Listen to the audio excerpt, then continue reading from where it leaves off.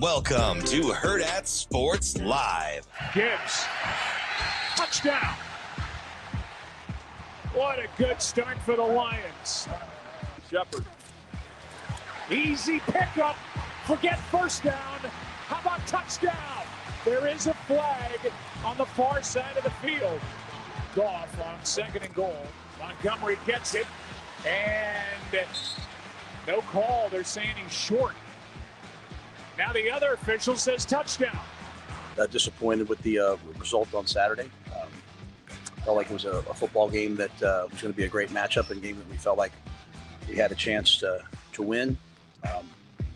As I've said to our players, I think it's really, really important for us right now as a coaching staff and really a football program is a very calculated response. Not to overreact, not to underreact, but just to be very disciplined in the way that we see things.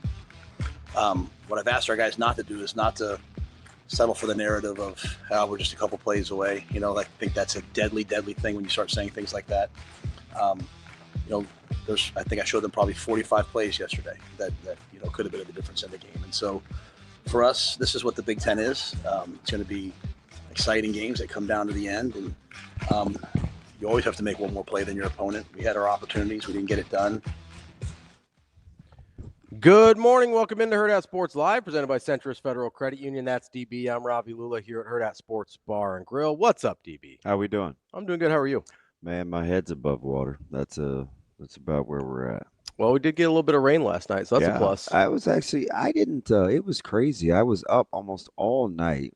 I finally fell asleep about 10 after 3 and then had I don't even know how I got to dream state because I don't ever dream. Yeah. And it was horrible. It was absolutely horrible. That's not good. No, man, I couldn't get back home. I felt like I don't know. I can't remember the exact details of a roofie or not, but I felt like I was in one place and these dudes kept looking in the bathroom and I was at some cabin, but it was a bar. I just remember seeing wood. And these dudes were telling jokes. And for whatever the reason, man, I had Zoe. And I woke up and I had a phone that had extended buttons. Okay. It wasn't my phone. And I was like, man. So I called home and I asked you, I'm like, is Zoe there? And she's like, yeah. And I was like, well, where's my car? And she said it's at home. So I'm like, shoot. Then I went back outside. Yeah. And I was at a different place. I saw all these I played with a guy in the early 90s, a guy named Bob Bassett. Okay. He had a plumbing company, Bassett Plumbing. No relation to Bo? Loved him. One of the hardest hitting, toughest. All the way back to Gladiators. I love this dude. Mm-hmm. And I just remember he had on a Red Sox zip-up hoodie. Good on him. And he was like, hey, DB. Marty Brown was there, and he had on this chain. This is so stupid. He had on this chain. He was smoking a Black and Mild. But he was 40. I don't know, man. And I couldn't get out of this neighborhood. And so I walked over to Tony's Veland's. Okay. And he's down there with his date. They're eating Chinese. And I was like, hey, man, can I use your phone?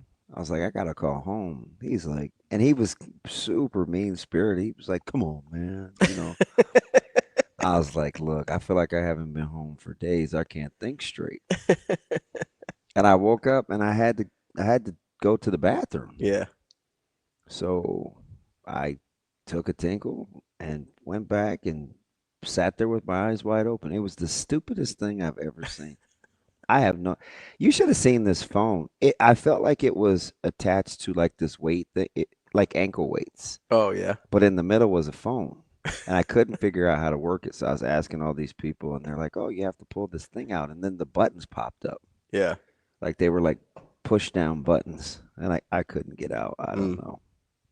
It's really, really dumb. I'm like, of all the times to have a dream, I get that trash. What'd you eat before bed? I didn't. I picked over, I had some leftover steak, and then there was They were like these stuffed burrito things were actually pretty good, but I didn't really have much of an appetite, so I angry ate. I threw it away. And I was hungry. What were you angry about? Oh, life. I don't know. Okay. I listen. I can make up anything. I know. It's kind of. It's how I felt about. It's how I felt about like Nebraska fans. This whole. Yeah. This last since Sunday, I don't know, man. It feels like it's crazy.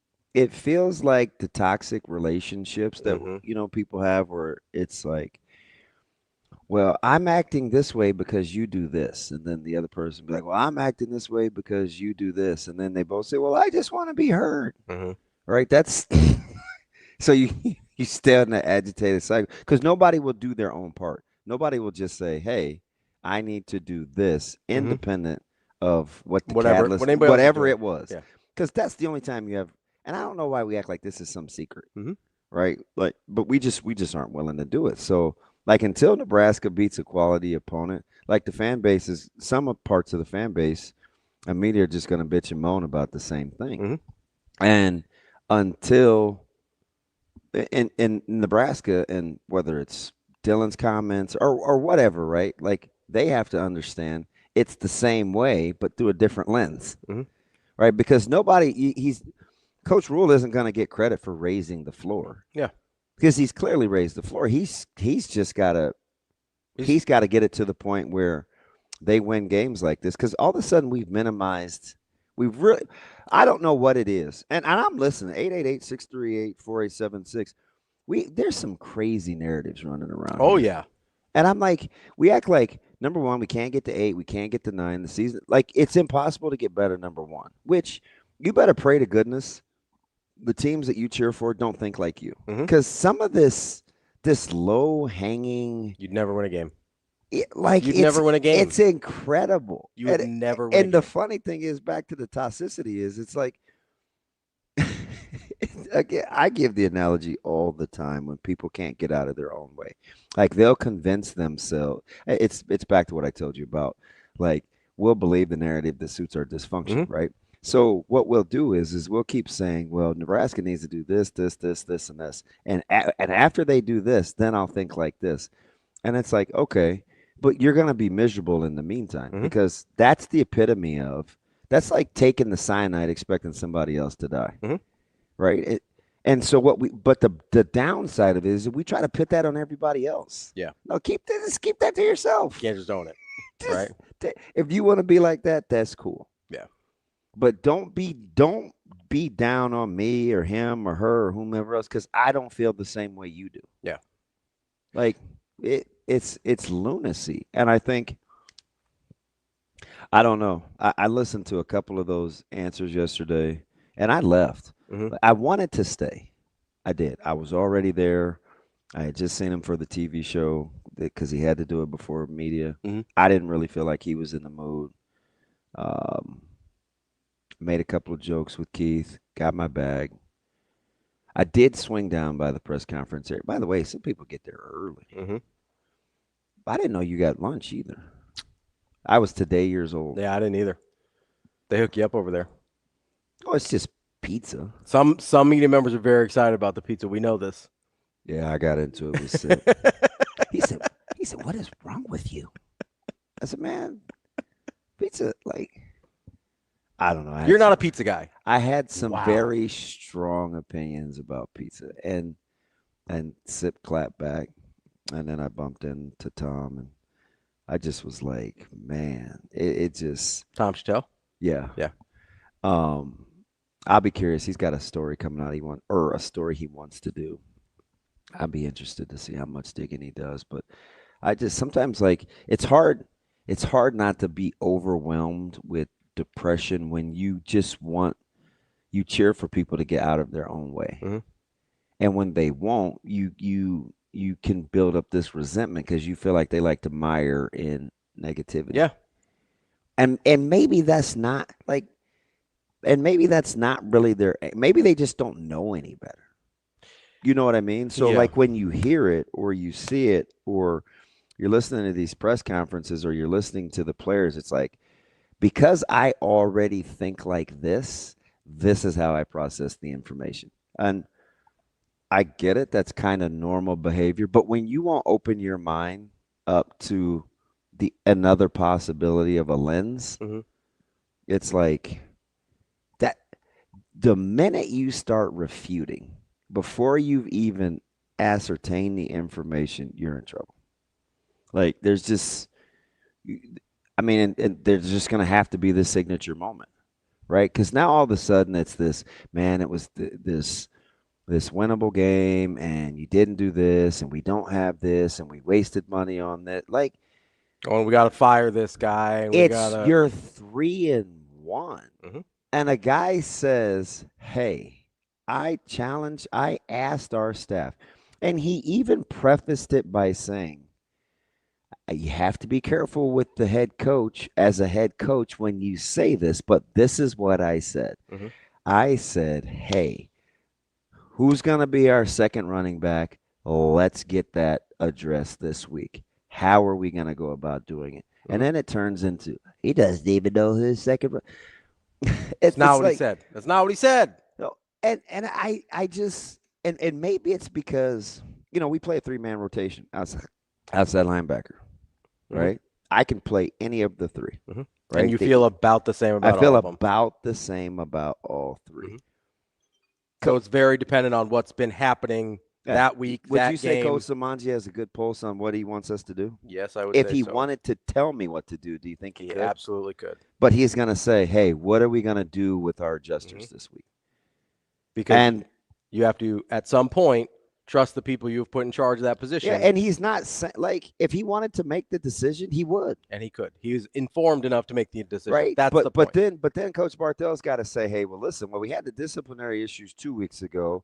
We wanted to give Ives a shot because we felt like he sat for 4 weeks but worked his ass off. So we wanted to see where he's at. And Mosey is still trying to get acclimated to full-time running back work when we've got to use him in the slot. I had to switch him back and forth. Yeah. We've been kind of hit and miss. Let's get it. I got you. Yeah. Like, should he have said all that? Because that's exactly what it is. Should he have said all that? I mean, if he wanted to avoid I just used that as an example. No, I know. But if he wanted to avoid some of the questions about it, sure. But the problem is you kind of got to something there earlier where people at some point are just going to decide how they feel and then process the information however fits how they feel, right? So he could have, if you're dead set on thinking he doesn't have a good pulse on the team, or the running back room is a mess, or we don't like EJ Barthel, or whatever the thing you feel is, then you would take even that amount of detailed information and say, well, what was the disciplinary issue? What's going on in that room that he can't get his guys under control? And if Quentin Ives is good, why haven't we seen him more? Whatever it is, right? Why are we going back and forth on what Mosey, like whatever you decide you have already felt about that is how they would have received the additional information as well. So like at a certain point, you can say as much or as little as you want, and it doesn't really matter if people aren't interested in learning, right? I think there's a lot of people, and listen, I am not. You can feel however you feel. That's fine, right? I'm disappointed in the loss too. Coach Rhule is disappointed in the loss. I don't doubt that for a second. He's probably more disappointed than the rest of us. I feel safe saying that. I am not discouraged by the loss. Those are two different things. I can be disappointed and be like, man. And listen, I like what he said about being 45 plays that needed work instead of 2 or 3, right? Because you could be 4 plays away from winning the game, which I think they were, and be 45 plays away from your standard. And that's what they care about. That's the part that I actually like, though, because we talked yesterday a couple of times, different times, about how you can't really panic. There's a difference between a coaching lens, media lens, and fandom, right? And you can't throw the baby out with the bathwater. He gave an answer yesterday that I felt like, man, that was in our first segment. Almost, it wasn't verbatim, but I mean the gist of it, right? Like you have to figure out, hey, how much of this is really, he said, that's the tricky part. How much of this is scheme? How much of this is, do we need to call this now? How much of this is, do we just need to get the right personnel? We're going to take this week.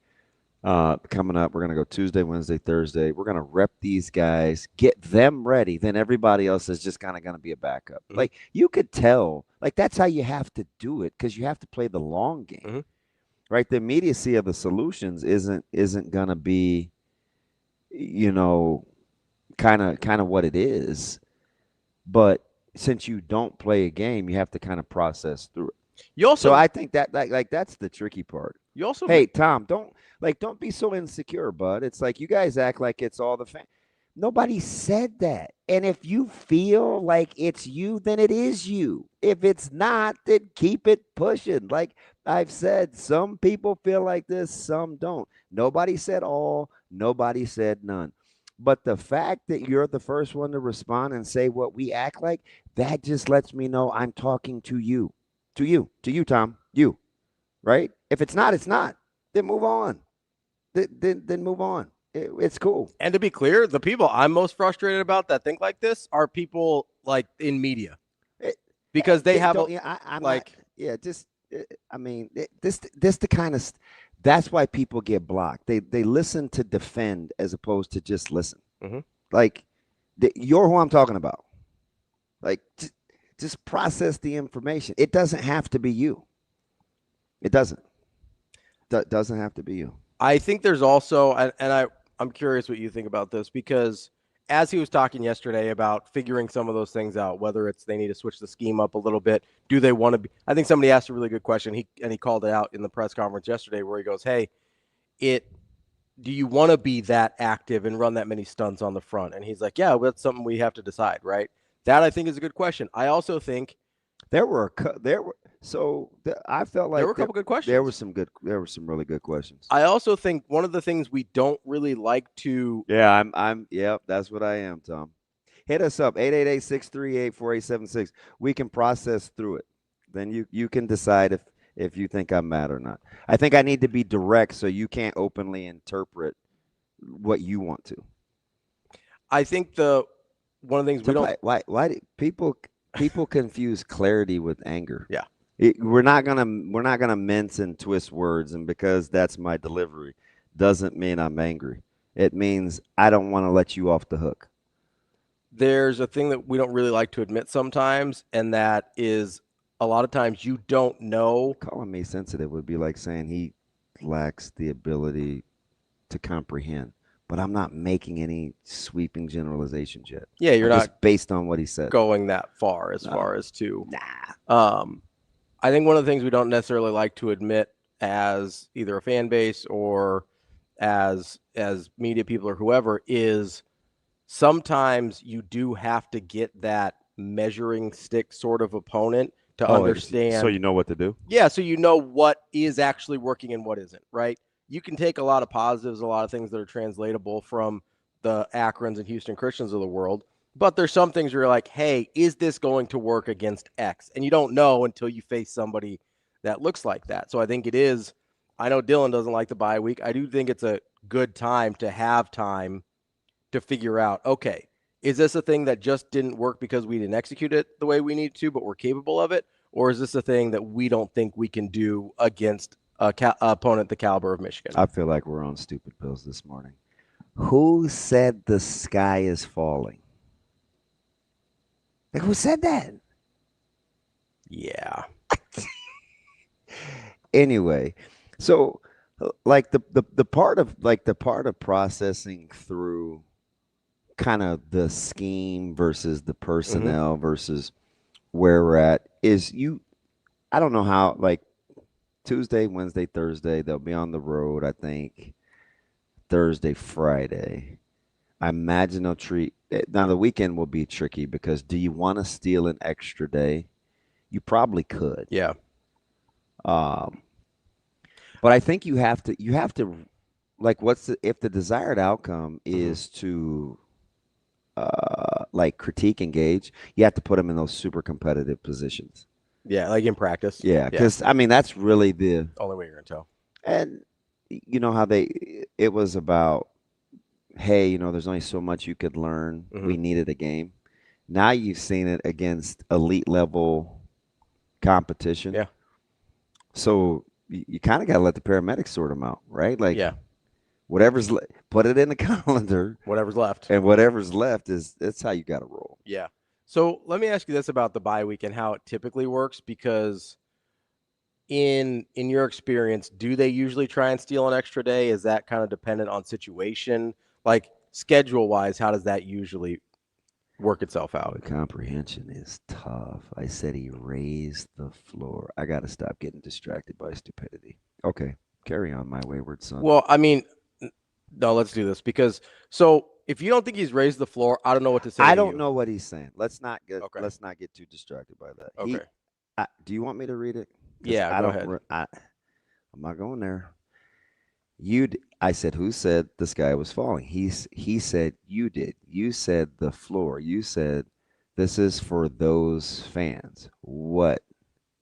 Want me to? Yeah, I do want you to clip it and send it to me, because I said he's raised the floor. We have to decide what that means for the ceiling. Feel free to clip it. And those fans are just those fans. They're not all fans. So I don't get the point. You'd be the same guy to text me later talking about I love you. Anyway, man, the internet persona drives me up the wall. Keep it pushing. This is what. Stop. That's why I have a hard time with certain people. What's the bye week typically look like, or does it depend on? It depends on the work they got to get done. Because he said they're going to be on the road for a couple days. I think not till Thursday night, Friday. This might be a dumb question. How does like part of the staff stay and you still get like workouts in with the guys? Or they'll only put so many on the road. So you can still practice? Yeah. Okay. Yeah, but I don't know. Like I saw guys, they were off yesterday and there were guys in cleats at the facility. Mm-hmm. Like, so I think it's kind of, it might be open-ended. Maybe there's a workout they want to get in. Maybe there's an active rest day. Yeah. Like I saw a couple of the bigs. Yeah. Yeah, right. I saw Keys. I saw a handful of guys for an off day. Yeah. Probably more than 20. I'll say you told me you ran into a couple of them. Yeah. Right. Yeah. Which, I mean, make it a work day. Sure. So I think it's hard too, because if you use Sunday as like your regular bring them in day, which I think they did, sometimes during the bye week, you can almost be afraid of active rest.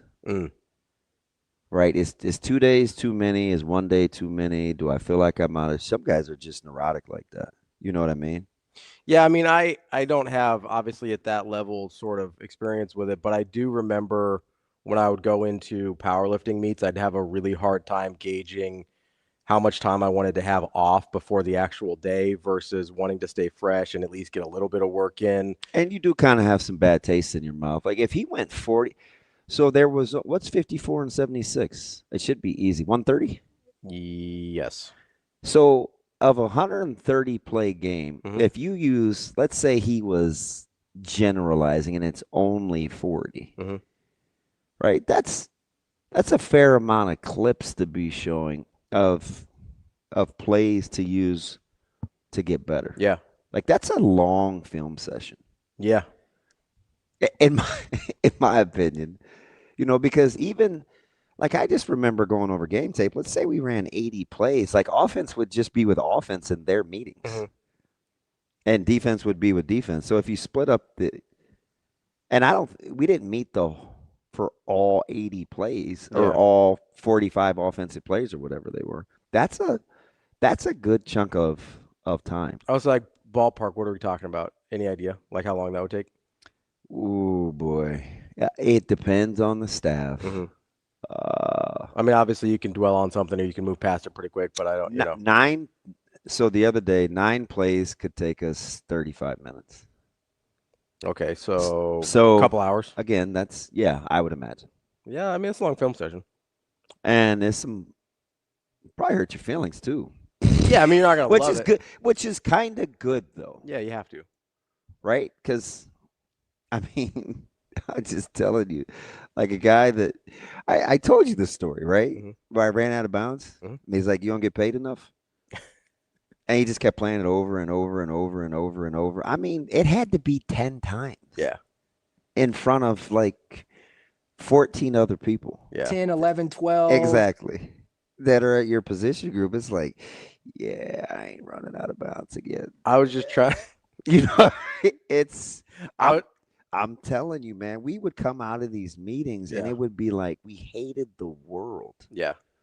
And so that's why I think you see guys at the facility, which is fine. Like there's a fine line between, not being able to let it go and wanting to get it better. Yeah. Get it better. Between like motivating versus debilitating a little Because bit. you don't want to be consumed by the negativity. But I mean, You do want to get better though. yeah. I mean, listen, I go back. Jess asked me something last night. She was alluding to it on text, and I couldn't remember what I said during the broadcast. Mm-hmm. So I had to go back and they found it for me. And I was talking about winning on the perimeter, how I felt like Michigan was playing downhill. Mm-hmm. And she said, roughly about that same time, DeKeel Shorts was saying the same, because, she's like the ears and the sidelines, and he was saying the same thing. So I kind of sat on it for a second. Then that's when I went back and looked at the solo tackle stats. Oh, yeah. Yeah, because there's a handful of times where you'll watch something during the game. It happened last night, and Montgomery just refused to let tacklers get to his legs. Yeah. Right. And I think as a back, I can just hear coaches, Cardinals, Coach Sosa's a big Cardinal sin guy, right? So Cardinal sin, let guys get to your legs in the open field, or don't let the punter. There were just things it was just taboo. Yeah. Right. And so it further drives me crazy when I see DBs come in low. Like I come from the trauma for a long time. Yeah. Right.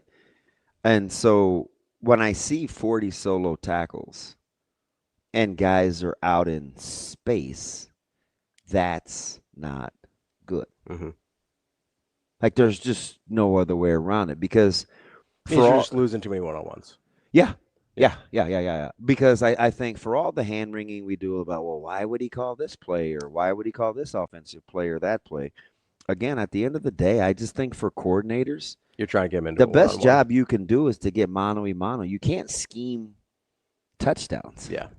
You scheme opportunities to beat a guy one-on-one. Yeah. I mean, you have like your pet two-point conversion plays, and like you do have your third and longs, or, your first down shot plays. But, I mean, for the most part, the job is to – it was a real fine line I felt like he walked, and we'll get to some of the clips after we take a break. It was a real fine line Coach Rhule walked, where sometimes you just want to say, hey, man, guys got to make plays. Mm-hmm. And then sometimes he'd come back and say, we got to take a look at how we're actually calling the game too. Right? Like that matters. And who's in the game. Yeah. And when you've empowered your staff to do certain things, like he made these little, he would allude to things like, hey, let's get this guy going. Or, hey, what about this guy? Or when we look at these guys in this package, let's get he's suggestive hinting more than suggesting. Yeah. Well, right? He's saying, hey, listen, we got to get X guy ready, or this guy ready, or like, what about this guy? Right? I thought the red shirt thing was fascinating. The 5 for 5. Man, listen. You think my foot didn't hit the gas on the interstate a little different? I was like, damn it. Wait a couple years on that, I hope. Yeah. You know what I mean? Yeah. So it's like it was a lot, but there were good questions, so I felt like he got a chance to expound. Doesn't mean we can handle what he said. The information. I do feel like the questions, they were legit. I think the debate you have to have with yourself, and it's the whole thing we're talking about, is, okay, are you convicted that the way you're calling the game can be executed by the guys you have out there? And if it's not, are there guys that you can put out there that can do it, or do you have to change how you call the game? Yeah, and I'm not always sure on the order. Sure, but right? Because, some version of that. Because we've had head coaches before, right, that will tell you, I know this works. We're doing this. Yeah. And I can think of two particular instances. One was a guy's offense. The other was a guy how he wanted to play along his defensive line. Mm-hmm. And when you stop getting those kinds of defensive linemen, you missed on a recruiting year. Like you almost had to reevaluate your scheme. That was Bo with the squatty bodies, right? Yeah. Whether he could still two gap and play bracket. Yeah. I'll take it. And we were getting so frustrated because we're like, oh man, it's funny. It's all cyclical. Sometimes we give up 6 yards pass. Oh, we're too far off, guys. And then some other coaches, they get 4 yards every time they run the ball. And so, we go through kind of what we see as our weakness. So there's that. And then there was the type of spread power offense that I think Coach Frost wanted to run where when you lack the athleticism and development up front for compared to who guys, you're playing, you can't. Some of those you just can't. It's not going to work. You can't really pull it off. Mm-hmm. Scheme is sound, it works. Yeah. So, and that's why I always say, like, when you have really high level thinkers that have had success, the difference between how, what, and why is so crucial. Mm-hmm. if you're not asking those questions, so I don't actually mind that he asked those questions out loud, because I think if you're really a lifelong learner, like you're willing to take input. Now, when you need to drop hammer, you have to. Yeah, you just will. Right? I appreciate that he's willing to talk through that openly. I know you're going to get stuff like what happened yesterday. Yeah. Right. Yeah. I mean, how many times did you see the Mahomes thing? A million. You have to know when you say that. Mm-hmm. Like that's gonna get play. You just have to be built. I also know a certain way that it probably, like, again, he's not talking to us on that one. I think he's talking to national media, and I think he's talking to I don't think this is private. So when Avarie had her sit down with Dylan over the summer, right? She had a one-on Avarie Howard from Hurrdat Sports had a sit down, a one-on-one with Dylan that we posted. And I think it was in there. He was talking about how so many of the national people, when they come in, they ask him about the Mahomes thing. And so I think it's as much for the people that deal with them on a week-to-week basis as it was for anyone else. And it certainly was for the morons like Tom Fornelli out there. Who was the guy everybody was mad at this week that doesn't really do football? Is it Tom Fornelli? Because that I don't think so. That doesn't ring. If somebody said it, it would ring a bell. Because that dude's being real dumb this week. Yeah, I don't know. Like aggressively stupid. And sometimes those guys, like, they just clap back at. I mean, they're going to be human too, right? They're going to clap back if you come at them. Or is he openly? This is on his own. Oh, okay. He started this. So who's the guy I'm thinking of? I'm not sure. But all I know is so Fornelli put a video out after the game. Does Palmer sound right? I'm not sure. Come on, you guys. HBO. Help a brother. He put a video out after the game talking about after the Michigan game. He's somehow after the Michigan game, he decides he's out on Dylan Raiola. And was that the guy with the beard and the glasses? Right. Yes. Oh, that dude was so bad. This is a worse clip. This is a worse clip than even the Mahomes one. Go ahead and play it, guys. I fast forwarded. Okay, yeah, let it ride. This isn't the Mahomes one, but this is the one that came right after it. Go ahead, guys. I think Bryce Underwood at this point knows more about reading what a defense is doing before the snap than Dylan Raiola does, because I think Michigan's offense actually forces you to do so. Whereas in Nebraska's offense, you're only reading what your one player does. The guy that was. So that's why when you're Dylan Raiola, you don't even notice that corner is there, and you drop back, and without even ever looking, you turn to your right to throw the pass, and you throw it directly to the Michigan defensive back because you never saw it. Listen, if he waits another split second sooner, he's going to see that slant come open. Yeah, well, I think it was key on the inside. So, I mean, listen, you win some, lose some, but to arbitrarily pick that one versus I'm far, like, I think my track record will help with this. Like, I've never been overly effusive. No. On talking about quarterback play from Dylan. I just try to go with what I see, right? Or I'll talk about fitness or scrambling for first downs. I won't make any crazy judgments. He's playing at a high level, though. And he's playing from the quarterback position, he's playing at a really high level.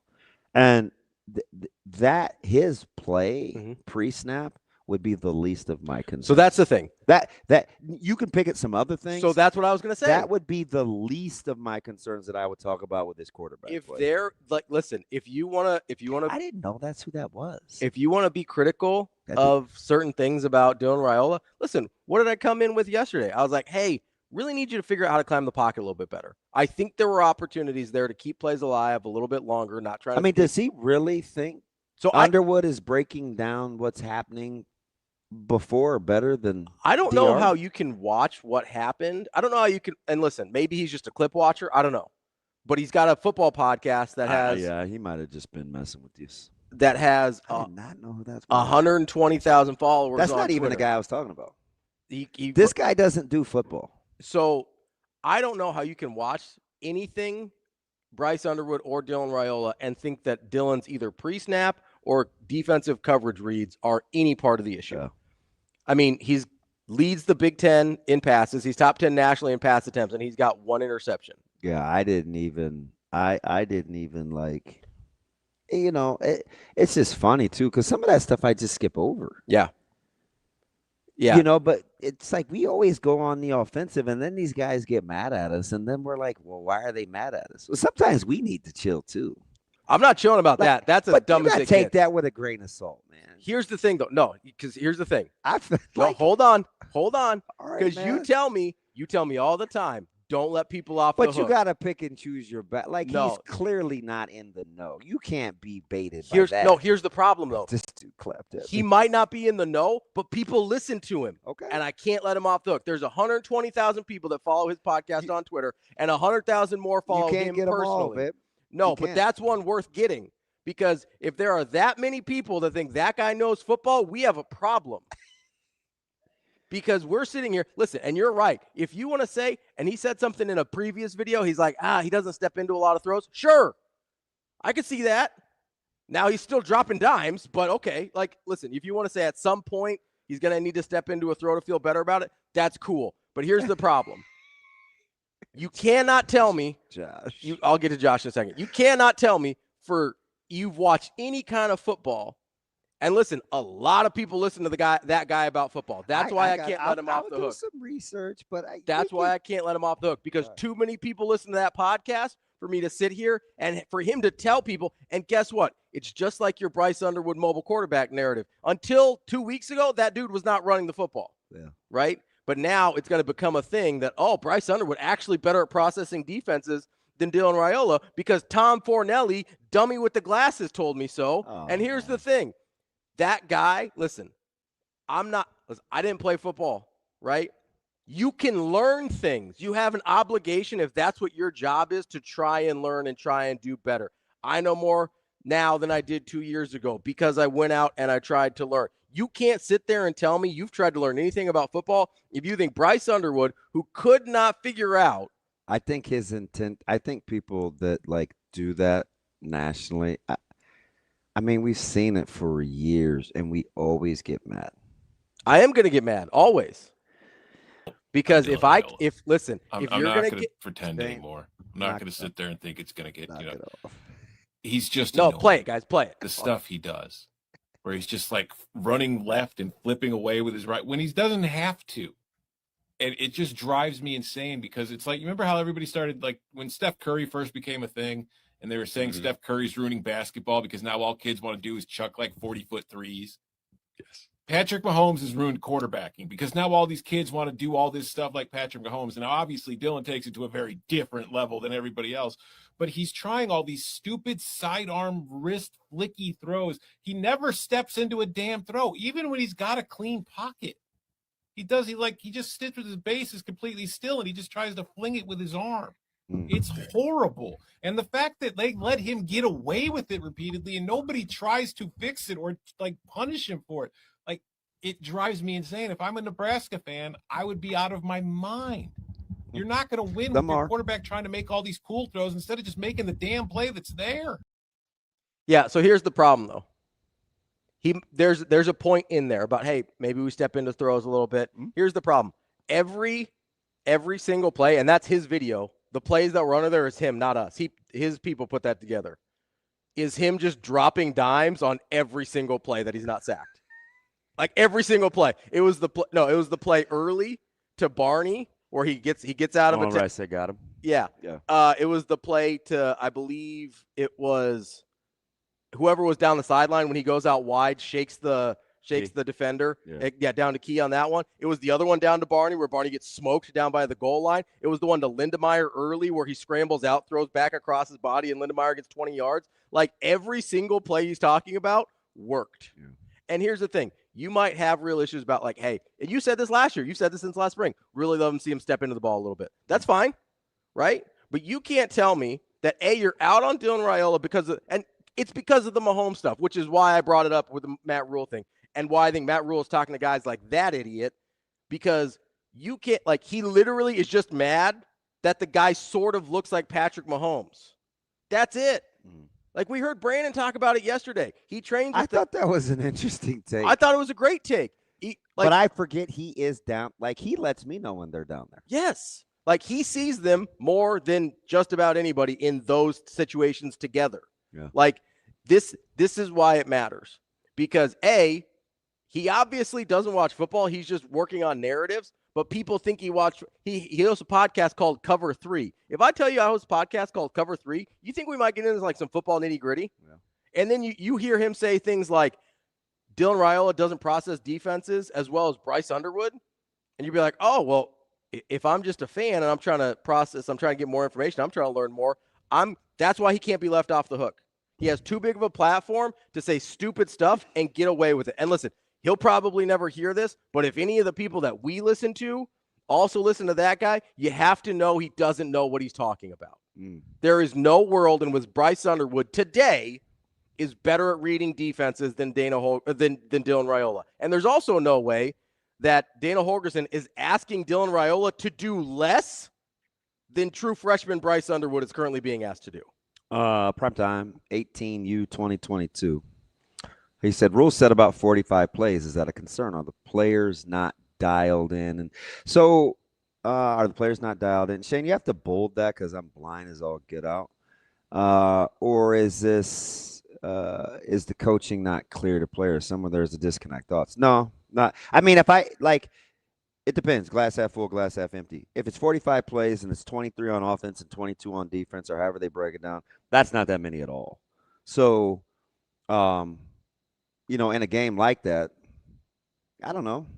I don't think that's a ton. I don't think any of our players would think. I don't think players would think that's a ton, especially if it's offense and defense. Now, if you've ran 75 plays as an offense and 45 on an offense, it's probably a lot. I took it to mean, and this is why I brought up the distinction between. He was saying that it wasn't just 4 things, right? He's saying there's lots of things that was my point yesterday about kind of being bothered. And I said it's just a trigger for me when people only point at the egregious stuff that people do and they say, oh, you got a gift, like a drop or a personal, like play.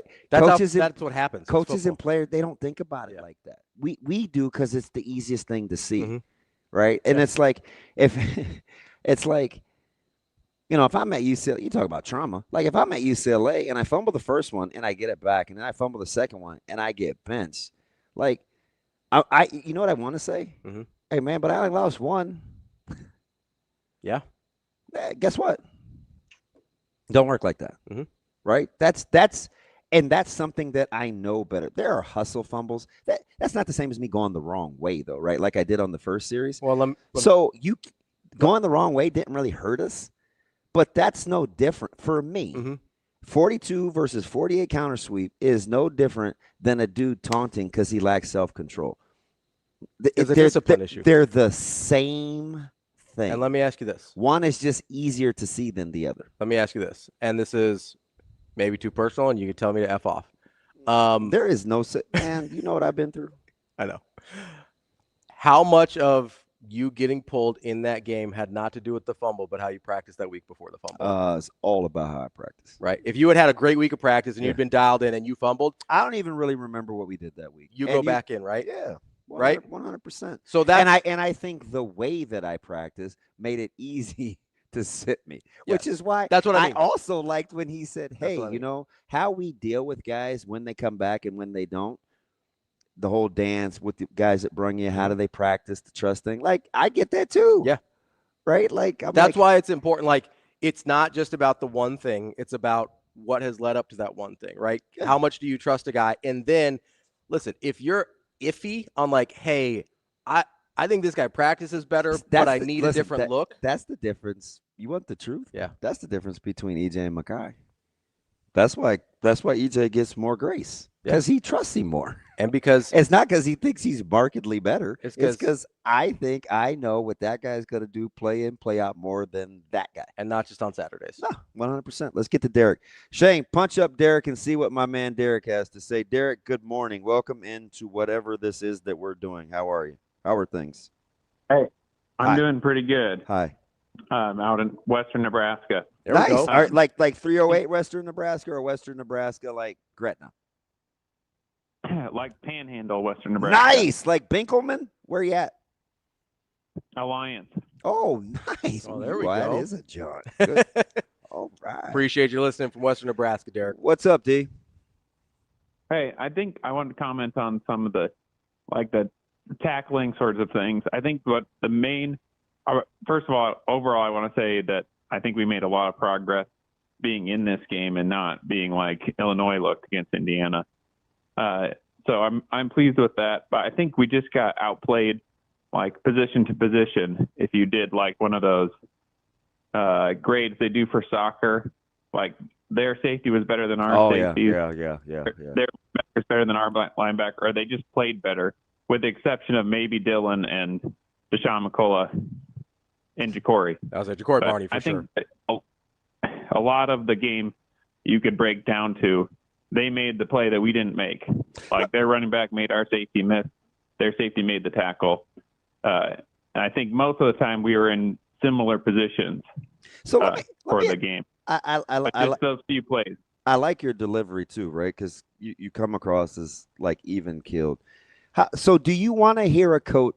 Do you want to hear a coach say, "Hey, this guy's just got to make the play," or do you want to hear him say, "Hey, we got to coach better"? Like, what?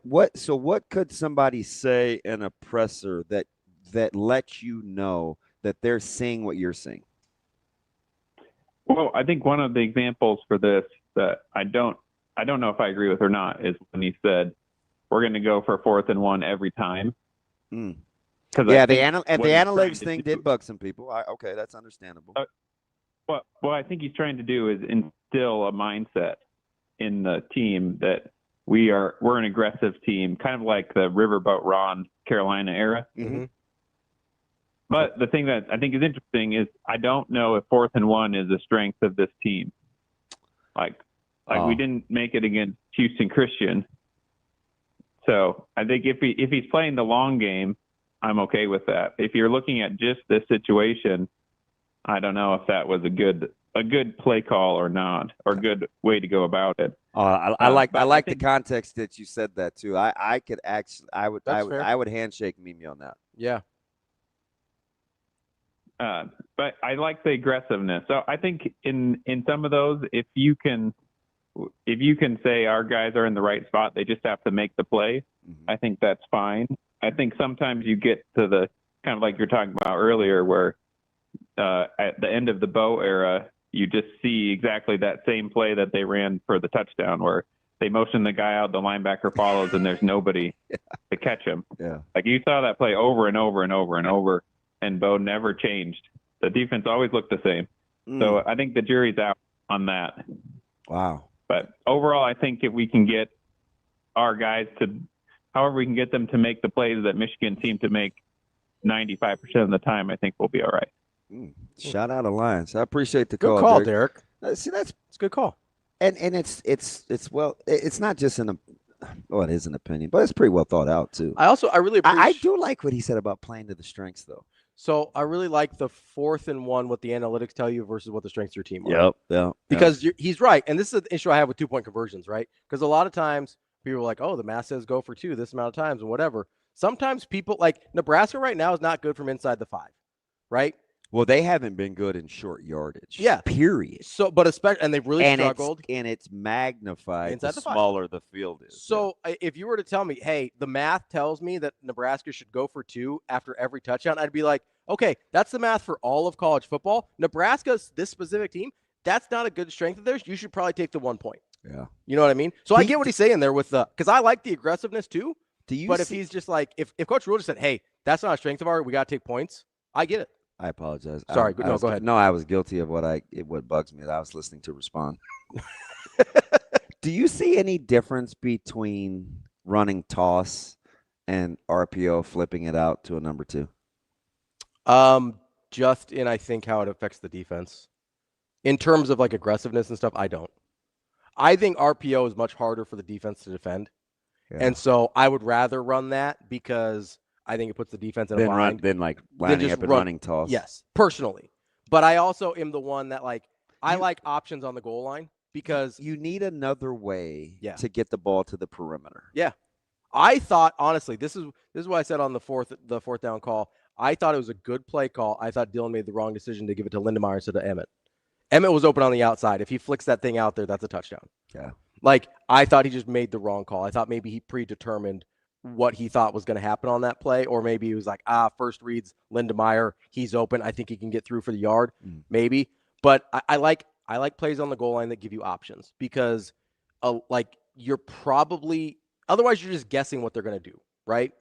And on the goal line, there's not enough space to kind of make up for it. So if you have an RPO, this is why I like the bootleg a lot. Well, that's kind of why I wanted them to just flip it to Mosey sometimes, in that orbit motion out of 2-back run game. Sure. Because once you do, then you have to honor it. Yeah, you make my adjusters play differently. Absolutely, yeah. And just downhill. You kind of have to set that up, which it seemed like they did early, but then they didn't go back to it, right? Maybe I know they gave it to Mosey once. Maybe they didn't like how it looked, so they left it. Sometimes you just have to flip it out there to him. Yeah. You need something to keep the guys, the adjusters, honest with coming forward. Yeah. If you let me just read and react, I get to do the dictating on defense. Especially if you have really good athletes, becomes a problem. Like on defense, if they got really good athletes, there was really nothing to slow their safety play down. So that's why I was going to bring this up. When Coach Rhule said they went to a lot of RPO in the fourth quarter, you saw everyone on Michigan slow down. Yeah. There's a reason that Dylan picked things back up again because first half he did pretty good. Third quarter was a little slow. Fourth quarter, they went to a bunch of RPO, and you could tell it slowed the rush down. So all of a sudden in the fourth quarter, the offensive line looked okay, right? For the most part. All of a sudden in the fourth quarter, seemed like guys were a lot more open. You know what? Because if you hold them there for that half second on the RPO, you have a lot more time and a lot more space. So I like that on the goal line too. I like options. That's why I like the bootleg rollout, because if you've got even a sort of mobile quarterback, you either have to pick him up and make him throw the ball, or he can walk in. Yeah, I'm with you. Let's get to TK real quick before we take our first break and Austin and Rico kill us. TK, what's going on, bud? Good morning, fellas. How we doing? What's up, buddy? Before we start having a spirited discussion, I want to ask about the number 1 overall player in the Nebraska 2028 recruiting class. How's my boy been playing? He's far from the number 1 player, but I hope so. He's good. He's good. He saw as good a tandem of wide receivers as he's seen up to this point at Bellevue, and Johnson is really good. And he gave him fits, but I think he got a lot better. He should have got a personal foul. They gave it to another guy on our team because he was fighting with Johnson. But outside of that, man, he's good. He's going to be all right. He's competitive. Good. And Kale's doing okay in the protocol. Yeah, he's hanging in there. It can be a monster. You can either be in there for 3 days or 3 weeks. Man, let's hope it's not the latter, because I'm praying for 3 days. There's plenty of opportunity, so I'm just it's hard. It's very stressful to not want to rush it. Like, it's giving me a headache to just relax and know that it's not on my time. Right. Well, make sure to keep him in our prayers. I appreciate you. Now, I have to call and support Ravi, but I also have to sting Ravi a little bit. All right, what do we got? Hey, it's because gonna be hard to Tom top. Fornelli Gonna be got hard really to top angry. Derek's call, man. He gave me a dose of reality with a sprinkle of realism. That was a good call. Well, dang it, I missed Derek's call because I was sitting here in the whole music of death. You'll have to go back. I don't even know You'll what have to that go sounds back like. and get it. What's up, TK? What's going You on? should call it one day, DB, and sit there for No, like Shane's 10, put me 15 on hold. minutes. Like I've been on the road or like I'm going down to Lincoln or something, and I'll call. I can't even remember what I hear though. To be honest, I'll have to pay better attention. Okay, so Tom Fornelli and the Cover 3 podcast, they were one of the people who were pushing all the DJ Lagwin and Arch hype. Oh, I know. I think Tom Fornelli took out his frustrations that, his Illini got dog walked. Is he an Illinois guy? Kurt Signetti. Yes, he is an Illini fan. Oh, He's an okay. Illini writer. Okay.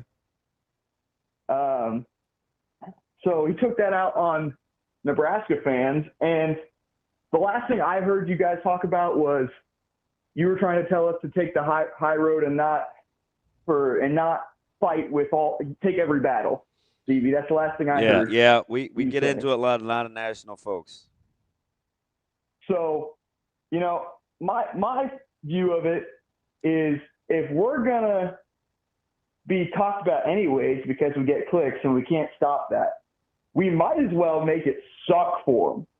We might as well ruin their lives. Jeez. I'm here for it, TK. Like how they want it, they don't want, Akron, you don't want to come take the money. Don't come take the money. Refuse to play us. Hey, refuse to talk about us online and talk bad about us because we will make your life suck. And just the Ravi thing. So is Kurt Signetti a pretty good coach now? He's always been a pretty good coach. I just don't like him. There's a difference. Like Dan Hurley might be the best coach. Like Dan Hurley might be the best coach in college basketball. I wouldn't pee on him if he was on fire to put him out. Like it's not he's a bad coach. There's a couple things here, TK. I can dislike a guy and think he's a bad coach. I can like a guy and think he's a good coach. I can like a guy and think he's a bad coach, and I can dislike a guy and think he's a good coach. TK, can I just tell you this? And I think you know this about me now. Yes, sir. And you can put this on a T-shirt. I don't move on from things and move on from people because I'm trying to teach them a lesson. I move on from things and move on from people because I've learned my lesson. That's the difference. I'm not. Why is that funny? It's the honest to God truth. No, I believe you. Like I'm not trying to teach lessons. It's because I've learned my own. That's the space I operate in under TK. Okay. Are we cool with that? Well, I'm cool with it. All right. I care. I do actually respect your opinion. I care about what you think. I needed your blessing. Listen, I'm still trying to teach lessons. Yeah, I'm not. You told me not to let people off the hook, DB. We're out here. Well, it needed context, and I appreciate the call, TK. That was for like you would just be real dismissive. You'd say, "Oh, that's just such and such, or that's just such and such, or that's just how they think." And I'm like, so like, why do they not have to get better? All right. Well, I'm telling Tom Fornelli, you gotta get better Again, because I'm coming for you. It's because I've learned my lesson, not because I'm trying to teach you one. I haven't learned my lesson yet, so I'm going to teach in the meantime. That's DB. I'm Ravi, Lulla. We will be back with our guy Brett Ciancia here on Hurrdat Sports Live. We asked fans to say something nice about each other. Let's see what everybody has to say. I would say the one thing I like about Michigan is Taylor Lewan. This place has been great. Everybody's really nice to us. Nebraska has the nicest people. Go Big Red. Well, I'm glad they beat Alabama a couple of years ago. Just a volleyball school, and that's all there is to it. Say something nice about Michigan? No, there's nothing really nice about Michigan. Not even the lakes? Never been there, so never plan on going, never will. If I had to say it, though, I would say Michigan. What is good about Michigan? The reason that we came is because all of the Michigan fans who have ever been to Lincoln say this is the best place for away fans. And that's actually why we came. Everybody's really nice. They say, have a good game even though we're the opponent. So The Huskers have a great reputation in Ann Arbor, which is where we're from. Today's Fan on the Street was brought to you by Warhorse Sportsbook and Casino.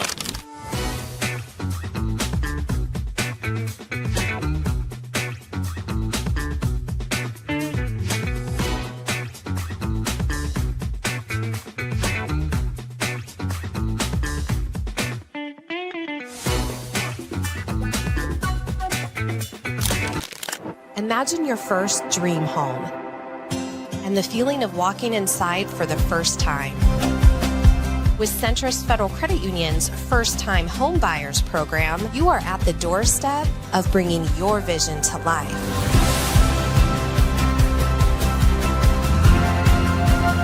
Welcome home. From your neighborhood mortgage experts, Centrist Federal Credit Union. We are where you are.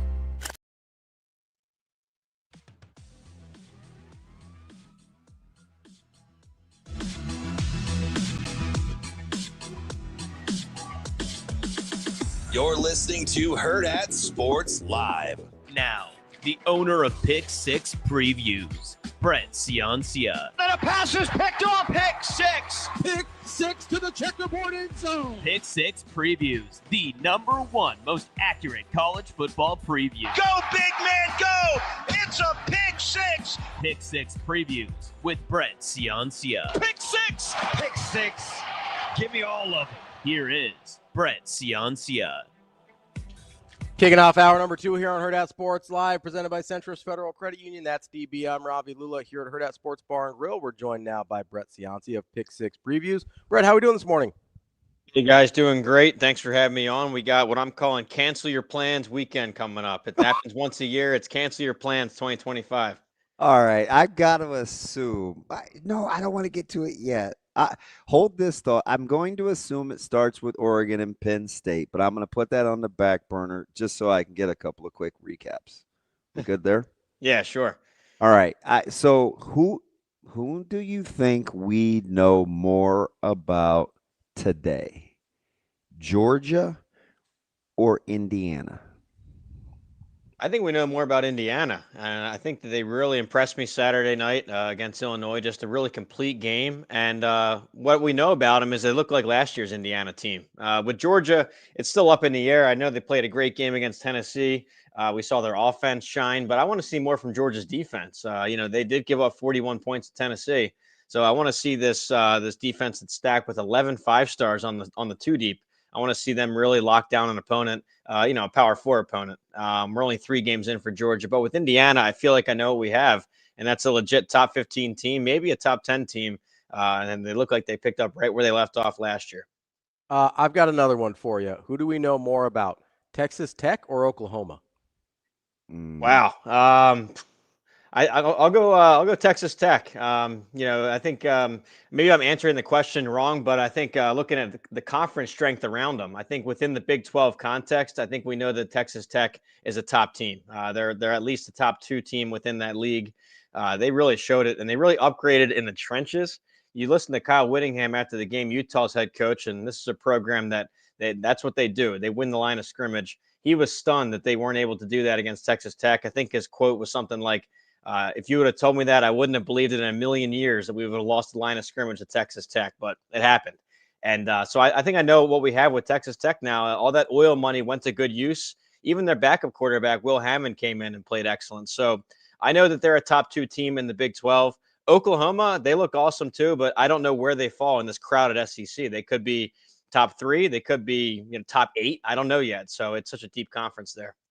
All right. Well, let's just stay with this know more about it. And they're going to get a chance to figure it out here on the 4th. But let's shoot your shot a little early. The Canes or the Noles? What do we know more about? I know more about Miami right now. They've done it against 2 opponents, and Florida State's done it against Alabama. And that's still one of the best wins of the year. I think Alabama is going to continue to be a solid team and a solid win on that resume for Florida State. But with Miami, we've seen it now against three legit teams. Notre Dame in the opener, and what was thought to be the best offensive line in America coming in. Miami's defensive line with Ruben Bain, Akeem Mesidor, Justin Scott, defensive tackle. They dominated that 4th quarter and got after CJ Carr to seal the game. So that stood out to me in that game. Then they go out and they dominate another. I know they were ranked at the time USF, and then Florida last week they pulled away in the fourth quarter. So they've done it now against 3 legit opponents, and I'm going to go with them. Not only the defense I talked about, but offensively, one of the best receiver stables in the country. Carson Beck looks sharp. So I'll go with Miami that we know more about. I can't wait to see that October 4th game, though, guys. I'm a little bit on the younger side. I missed out on the 80s and 90s, all those great matchups between Miami and Florida State. But I want to see it now. It's rare that they're both at the top of their game the last 10, 20 years, but it looks like that's the case this year. Yeah, it hasn't been a great run for anybody who might be, kind of a closet Florida State fan over here. All right, they look much improved this year compared to what anybody thought they'd be. So I know we're only 3 games in, but they look like a legit playoff contender within that ACC context. Relative to how they both seem to want to burn the place down on their way out, and some of their analogies, I don't know which was worse, the spouse analogy from Gundy or the why do we have different standards from Sweeney. But from a coach's burning it down on the way out, obviously Dabo has the better chance to go someplace else, right? Yeah, I think that, we look at how they've branded themselves, and I think that Mike Gundy really just became Oklahoma State's guy. He always was. He was their quarterback back in the 80s, really a lifelong coach there. I think that's his spot. I just can't envision him somewhere else, putting on a different polo, a different visor. I just can't see it. But with Dabo, yeah, I can envision that. If Clemson ends up running him out of Clemson, which would be shocking, but if that's the case, he even said at one of his press conferences, he says he ain't going anywhere. Yeah, he's only, I think, 55. Yeah, he said 55. I'll get him. Why do you get his approach the last couple of weeks? I think it's just he's shocked. I don't think that he had anything ready for these kind of performances. I think we're all shocked. I know that he's being paid millions of dollars. He should have maybe a more professional response ready, but yeah, I don't know. I don't think anybody envisioned this. You can give me the LSU loss in the opener. I mean, that's an SEC opponent, a top 10 team. I get it. It was a 1-score game. But this Syracuse loss, you're coming in with Syracuse, one of the worst ACC teams in the country, at least on paper in the preseason. That's why you play the games and credit them and credit Fran Brown. Got them playing well. But still, this is far from a playoff contender or a national champion contender that they just got blown out by. So I'm shocked. He's probably shocked. He probably doesn't have anything prepared for something like this. It's his first 1-3 start there since 2004, 20 years. And that's well before him. So, yeah, I'm shocked by it too. Can I just say, once you get to the point of I'll find another job or fire me if you want to. And then he said almost the exact opposite about I love this place. I've given everything to this place. There's not a day I have. It was just the week by it just seems to kind of, I don't know. And you're right. Maybe it is, Brett. Maybe you just don't really have a script because you've never been here before. Yeah, I think it would have been a spot where most coaches would have just deflected or said something about how we're committed to getting better each day. You're going to be proud of the product next Saturday. I think that this is live by the sword, die by the sword, because he loves those press moments. He really used to capture that on the sideline interviews and after big wins when Clemson storms the field. Like that was his best recruiting tactic, was being in front of that camera, because he's got such a great personality that the recruits love and the alum love. So then now it backfires on him where, he's on that podium again. Now it's in a losing spot, a rough losing spot. It's almost like he couldn't turn off that character. I think keep it short and sweet at that point, but he really went on, and now those clips are all over the internet. Oh, yeah, he sure loves to preach when he's winning. So, sorry. He may not be my favorite. We couldn't be more polar opposite, man. You could have your flesh. I am not going to be a cannibal. All right, Brett. Talk to me about Missouri here, Brett, because listen, I don't know how I feel about South Carolina. Sellers bounced back, had a pretty nice game, although I thought he struggled late. Didn't think he gave South Carolina the best opportunities down the stretch, but it appears like Missouri might be pretty good. How much are you buying into the Tigers? Yeah, I'm upgrading Missouri significantly here after 4 games. And you look back at the Kansas game, I know on paper it was only 42-31, but you look at yardage, they really dominated that game, plus 350 in a yardage margin is incredible. And then last week against South Carolina, you're right, Sellers, he missed a couple wide open guys there in the fourth quarter, maybe could have made it closer. But with Missouri, I love these running backs. Ahmad Hardy and his backup. They Boy, are they just run oh hard. my gosh, yeah, it's like pinballing down the field. They're bouncing off guys, and so that's impressive. That's going to hold up, I think, in SEC play and allow Bo Pribula, a first-time starter, to really continue to improve. So they got UMass coming up this week. That'll get them to 5-0. Then they got a bye week. Then they're hosting Alabama, and that's going to be one of the biggest games that Missouri's had in a long time in Columbia. So you're talking about a 5-0, and they should be ranked, top 15 area by then, come October 11th. That's a huge game, a huge spot for them. But they've recruited really well. They've done well with the transfer portal, really upgraded their profile than what we're used to with Missouri, say 5, 10, 20 years ago. So, yeah, they're just cashing in on all those dividends now. So let me ask you something, and we get them on Friday, so I'm pretty pumped. It's what is it? The appointment. What did you call this weekend again? Oh, cancel your plans. It's once a year it comes up. It's cancel your plans Saturday. I got a sneaky one on the 26th. It's kind of tricky. I get it. It's brie cheese and a lot of high education folks, but are the Seminoles walking into a little bit of something in Charlottesville when Virginia hosts these guys? Yeah, I got to say, this is not your usual UVA team, and they've been down the last, 5, 10 years, but what they did this offseason, they did keep their staff together. There was some hot seat talk, some coordinator hot seat talk, but they doubled down. They kept the whole staff. What they did is they rallied a lot of booster money, a lot of NIL money, put together a top 25 transfer class, and if you follow recruiting, that is shocking to hear from UVA football that they were able to do that, and it's paying off. You start a quarterback.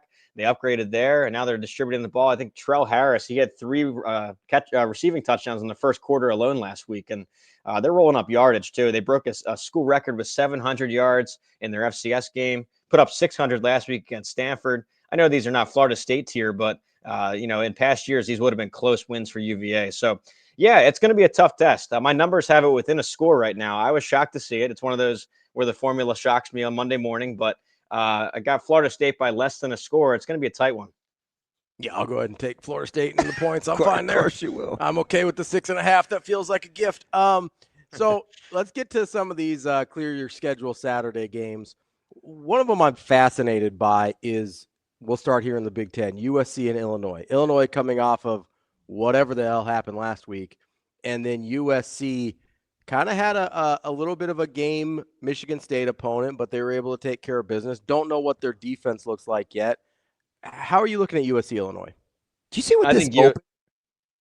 What did it open at? I think it's around 7, right? Yeah, I got it at 6.5 now. I think it opened at 1.5. Oh my gosh! Oh wow! I'm almost dead dog serious. Wow. So what I know one of our crafty listeners will check. I think it opened around 1.5 or 2. I'm not kidding you, Brett. It opened at 1.5. Yeah. That's yeah. There you go. You gotta be close on the trigger there to pull, get those good lines. But yeah, with USC, I like them big here. And if you read Pick Six Previews magazine this year, you're not surprised by this because I was really high on USC. I had them 15th in the country coming in. No one else had them ranked. No one else had them even contending. And then on the flip side with Illinois, that was really a consensus top 10 team coming in. I had them 35th. So these were 2 of the teams that I diverged from the consensus the most in different directions. And so far, I like where I'm at with both. So I think I'm going to go USC here, double-digit win. It is tough to travel these time zones. In fact, I'm putting a study together for Pick 6 Plus, looking at teams that have to travel from West Coast to the East or Central, and then vice versa going back. It heavily favors the home team in these situations. So maybe a little olive branch there for Illinois, but I like USC. A great offense again. Jaden Mayava, #1 quarterback rating stat so far. They're lighting it up. So I'll go USC here, double digits. Again, another line that ballooned. And I don't know, man. Just color me. I always give the benefit of the doubt to Iowa and Iowa City. Some of our listeners are going to be like, of course, TB, you're an Iowa fan, even though there couldn't be anything further from the truth, Brett. I do respect Iowa City. He just likes their colors. And that program, it opened at 3. It currently sits at 7.5. Boy, Kinnick getting no respect. Yeah, and you talk to former players that played within the Big Ten. They say that Iowa could be the hardest place to play. I know it's not 110,000 like you see at Penn State or Michigan or Ohio State, but per capita, per person, that might be the hardest in the league. So great home field advantage, Iowa. I think what people are seeing is just their different performances this weekend. And with Iowa, what I mean by that is the first 3 drives of the game against Rutgers, they allowed touchdowns. That never happens under Phil Parker, to let alone to let up 2 touchdowns to start the game, let alone 3. So maybe some defensive questions there at Iowa.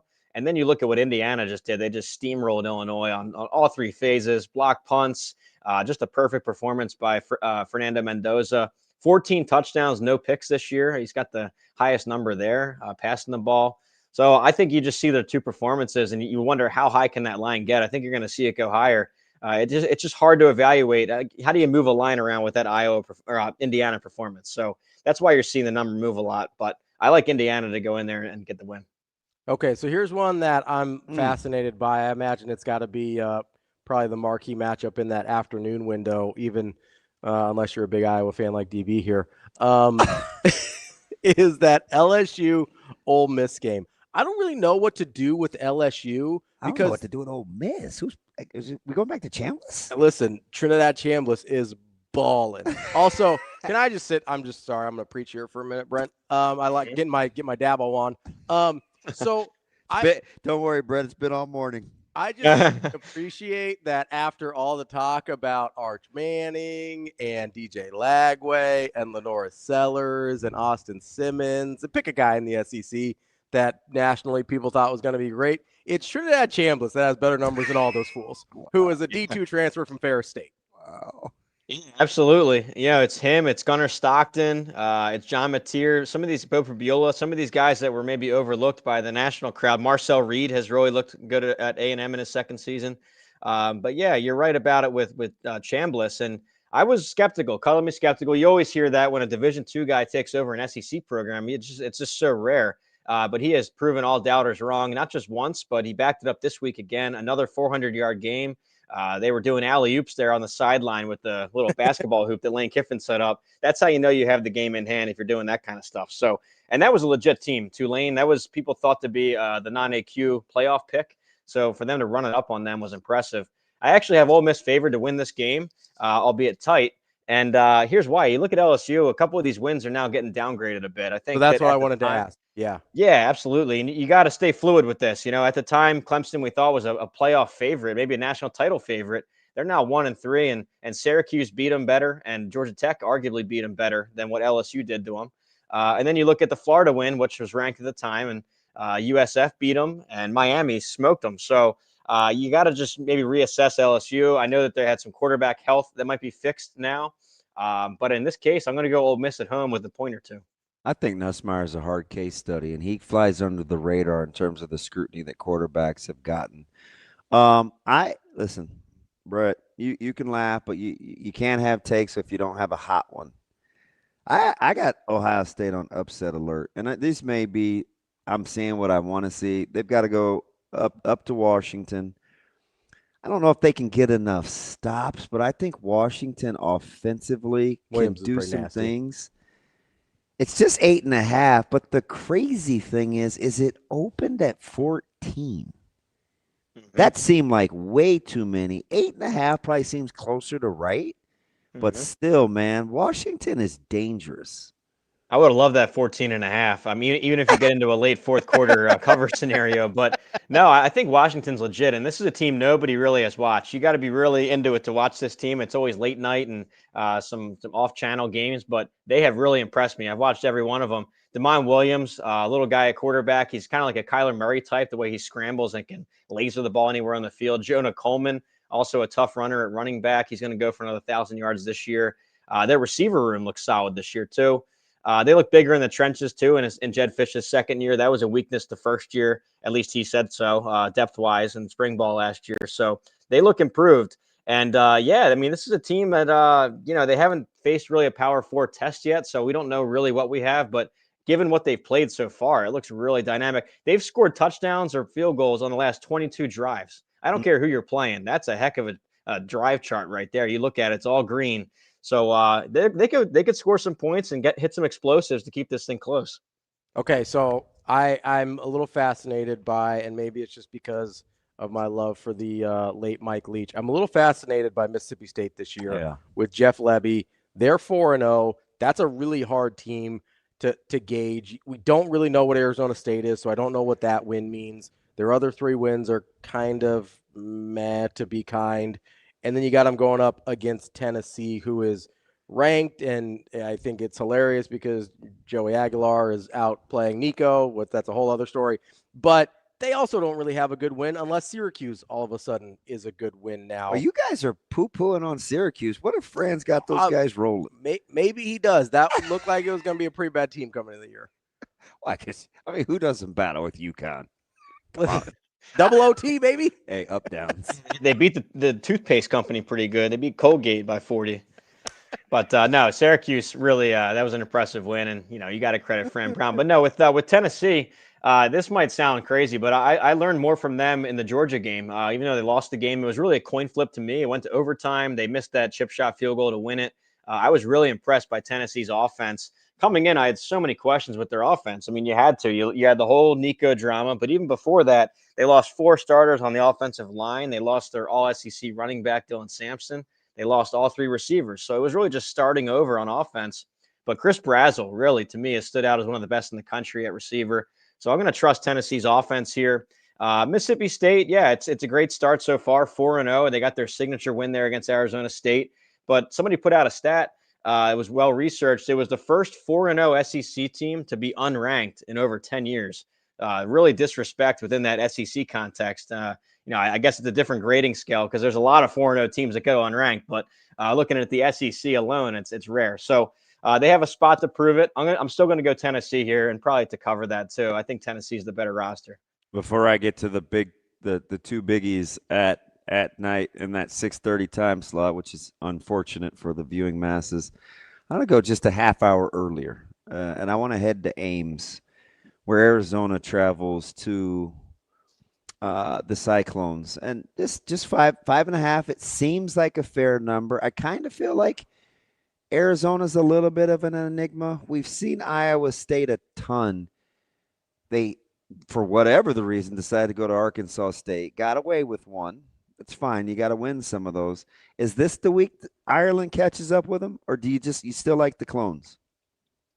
Well, I'm a little skeptical now because you look back, similar to how we have to reevaluate some of LSU's wins and go through it. Let's look at that Kansas State win, who we thought was a ranked team, a top 15 game in Ireland. And now they're 1-3, and they should be 0-4. They barely survived North Dakota in their FCS game. So a little skeptical there. The Arkansas State game, they needed a great drive at the end of the second quarter, right before halftime, to get a score right before half to really pull away a little bit. So I'm skeptical, and they get it done. It's one of those programs where maybe on paper and within my game grader formula, I can't capture just how great of coaches they are and their special teams. It's kind of like an Iowa type where they outperform what I would expect, just given the coaching. A lot of respect for Haycock, the defensive coordinator, and Rocco Beck. We talked about him. It's almost Rocktober the way he survives in these fourth quarter games. So it'd be unwise to go against them. Arizona, I will say, is one of the highest upgrades I've done this year. I mean, they came in looking like a bottom of the barrel team in the Big 12, but they've really shined so far. They look much improved from last year, and Noah Fafita is solid at quarterback. So I think I'll go Iowa State here, but close. I now see why Fafita didn't make the assumed jump and go to Washington with Williams there. That was, I know he had a year in between, but looks like they both made the right choice. Let Fafita do what he's doing and let D. Will do what he's doing.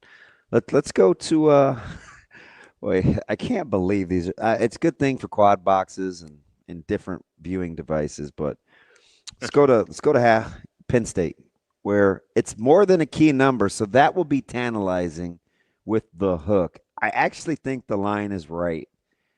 Penn State hasn't looked great on offense, but that is a miserable place to play. It's a miserable place to get to, and you're literally going coast to coast. What say you? Yeah, coast to coast. There's also the rest advantage. Penn State's coming off a bye, and Oregon had to go in their Civil War, a really tough game against Oregon State. I know they blew them out, but emotions run high for that one. Yeah. So you got that. My numbers have it around Penn State by 5. So I think the 3.5 is fair. It's always hard to evaluate a team that hasn't had a Power 4 test yet. Of course, they took care of business against their 3 teams, but you can't really learn much from it yet. Going off a lot of last year's performance, a lot of their stuff on paper coming into the year still. Oregon at least has played Oklahoma State, which I don't know, guys, is that even a Power 4 test? I don't know, but their margin of victory is impressive. I mean, 69-3 against the Pokes is solid. But anyway, this is a Big Ten title rematch. Penn State came in as my Big Ten favorite. I'm going to keep it there. I still like Drew Aller. I know his stats are a little below what we thought. He's 14th in the Big Ten in quarterback rating so far. I think that'll improve. The running backs are still really strong. Could be the best duo in the country. And looking at the whiteout spot for them, this is an annual game. They try and pick their biggest home game and line it up as the whiteout.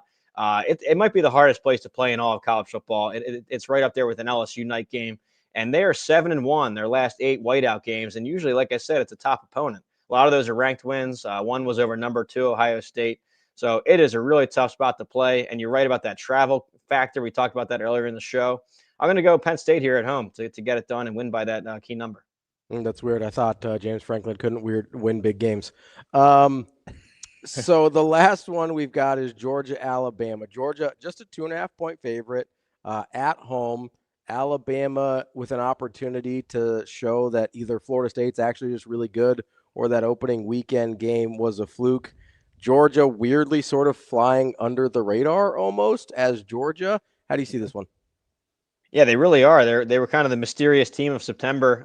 We saw them against Tennessee, and the offense came to life, but then you can always spin it that the defense gave up 41 points. So, so you got the nation's longest active win streak. Georgia has won 32 straight between the hedges. And they're getting into that discussion with Miami's long 58-game win streak back during their dynasty. So this will be a huge test. Obviously, you got two of the biggest brands in the country, the two biggest recruiting powers going at it. It's 1A versus 1B in recruiting. I've got it more like a toss-up. So if I'm going to get 3.5 with Alabama, I think there's value there. Just because, they're a little bit unknown as well, but so is Georgia. And what Alabama did to Wisconsin was impressive. What they did against UL Monroe, I know it's UL Monroe, but it was impressive too. The quarterback went 17 for 17. He looks much improved since the week 1. So I think that you're going to get a really focused Alabama team. I'm going to go Alabama here and trust Kalen DeBoer. It's a tough spot, like I said, on the road at Georgia, but I like their offense. I'm going to go Alabama. Which line makes more sense to you, Brett? These are early games in the Big 12. Kansas laying the 5.5 to Cincinnati, or K-State laying the 6 to undefeated UCF? Yeah, these might be 4 of the strangest teams in the conference to me right now. And, with Kansas, I don't know what to do with them. My power ratings can't really catch up in either directions to them. So I don't know. I mean, they're really, it's a solid coaching job by Lance Leipold. You got Jalen Daniels back again. He's getting it done, running it, passing it. I don't know what to make of it. So of all the games we talked about, I would try and avoid these Big 12 games in the middle. Kansas State also. I don't know how that's a crazy line, isn't it? Like, how much can we downgrade them? Yeah, I don't know how much can we downgrade them. I mean, they're 1-3, should be 0-4. UCF, they're a transitional team, but they did impress against UNC. It was 3 long sustaining drives that ate up a lot of clock. It was ball control, something we didn't see from Frost the first time at UCF. It was more of he called it the USF fast offense. Now it's kind of methodical, and they really dominated the time of possession last game. So, yeah, I don't know. I mean, like I said, of all the games on the docket, I wouldn't even touch these. I'd just let them play out and enjoy it. So we'll go with that for now. It's 11 a.m. We might still just be finishing our mimosas. Yeah, I know some people in that long game. day. Brett Ciancia from Pick 6 Previews. That's our guy every Tuesday talking about national college football. Great stuff as always, Brett. We'll talk to you next week. Hey, thanks for having me, guys. Enjoy this big Saturday. Thanks, B. What do you think about Notre Dame and Arkansas? I'm actually sort of fascinated by that one. Me too. There's so many good games. I know. For Nebraska to have a bye week, this is the perfect week for them to have a bye week. Because I was thinking about that. So you watch television? So yeah, so you don't have when there's a Nebraska game going on, you have to go catch up other stuff, right? Whether you're there or not, you have to it obviously devotes most of your attention. So to have this slate of games on a bye week is kind of perfect. I'm actually the bye weeks have to happen one way or another. Might as well have a great slate of college football outside. Are you surprised about K-State being such a big fave? Yeah, I don't know. I don't know why they're still getting as much love as they are. How bad are you cheering for Cincinnati? Always, every week. Is Daniels? You have Daniels though, don't you? Jalen, yeah. Yeah. I need him to ball out, but he can lose. Even though I get 2 points for wins, If he gets me, a couple hundred yards passing, a little rushing, some touchdowns, I'm cool. Yeah, who's not getting me 2 points in? Who? South Carolina. Yeah. That's fine. Let's There's some tricky Big 12 games. Oh, there we go. We got the numbers up here. Your boy's still in the lead, no big deal. KB, he's closing on me a little bit at 98. TK is in third with 94. Guess who's in last? Dude, Team Roston is climbing up the ladder though. Yeah. They were struggling at first. Arch Manning beating up on a Division II opponent really helped him out. It's nice that Pavia gets him a deuce every week. Yeah. I told you it helps. Vandy's going to ruin a couple of team seasons. I hope so. As long as it's the right teams, I'm happy for it. I'll be. Isn't it still relatively close though? I mean, it's fine, but I'm never going to get anything from Nico, so I'm constantly going to be. I mean, my two worst players are Sellers and Imaliava, so. Yeah, Nico's gonna flush you the whole season. Like that's a tough one. I'm just laying a goose egg, and nobody else really has a guy like that. No, Tim does. He's got DJ Lagway. Oh, that's right. Yeah, Tim's got DJ Lagway, who has the exact same amount of points as Nico. Do you guys have anything to make up for bye weeks? No, it evens out in the end. Yeah, okay, we'll just chill. Chilling. But Team Roston, Arch Manning flexing on a Sam Houston State guy really helped him out this week. I just need Sellers to get his bunda in gear. He played his just numbers don't were get better. me single digits every week. His numbers were better. Dampier killed me this week. Dampier was negative this week. Yeah, they got bullied. They did. I was surprised by that. How about Mendoza going for 27 points though? Yeah, I think that's a season high. I don't love that. Although Dylan got Kyle 22. I know. I do love that, even though he's the guy directly behind me. I don't care. I'm cheering my brains out for Kyle. That's rude. Why would you do that? Do you listen to you? You're crazy. Well, you think that's going to stop if I lose? No. It's certainly not going to. You are nuts. How am I getting beat by Team Roston? Yeah, it's tough. That's a tough look.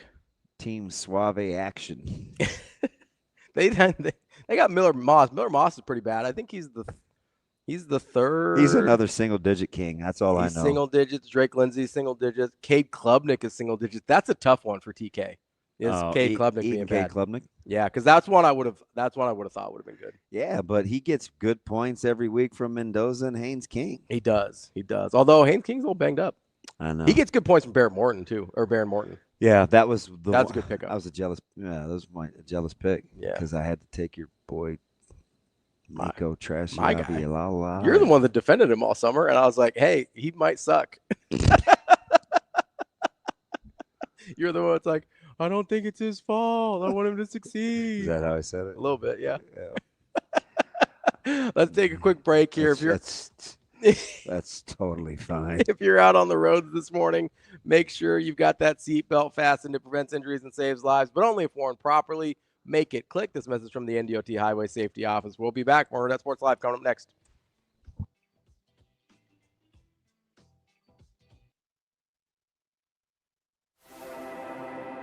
We're in the neighborhood, just down the street. With a wide variety of home equity products to help you create a relaxing oasis. So you can kick back and relax in comfort. Centris Federal Credit Union. We are where you are.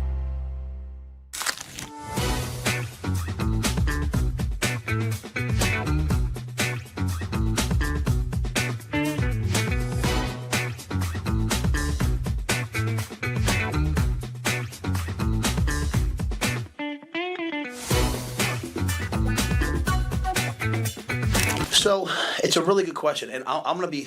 You have to be careful what you say as a head coach. I'm going to be very direct. I don't know exactly what, because if you take out 4 runs, now you can't take out 4 runs. Okay, so this is not me, but you take out the 3 long runs in this game, and again, that's why I went through what each one was, because it's not like Sam Ledger is going like 6 yards, 6 yards, 6 yards, because that then starts to scare you and turn the other way. Like, hey, we can't stop anybody. Like, you look at these seasons. If you take out the reverse against the twos against Michigan State, like when the kid got tackled in reverse field, and then those 3 runs, they're averaging 3.7 yards per carry. So you're sitting in the game and you're sitting there, you're stopping the run. You're like, I feel good about this, and then bang, explosive play. Now, so each one's just a little bit different, right? So, I think we're very much looking at like, hey, because we didn't play a lot of 3-3 in the game. We put big people on the field. We put our big people on the field. We said, hey, we dare you to throw it, and they still found a way to run a couple runs that hurt us. And so, I think that's really what we have to do this week is just look at like who's on the field, how we're playing. But I don't think it's like a hey, we don't have good enough players. Now,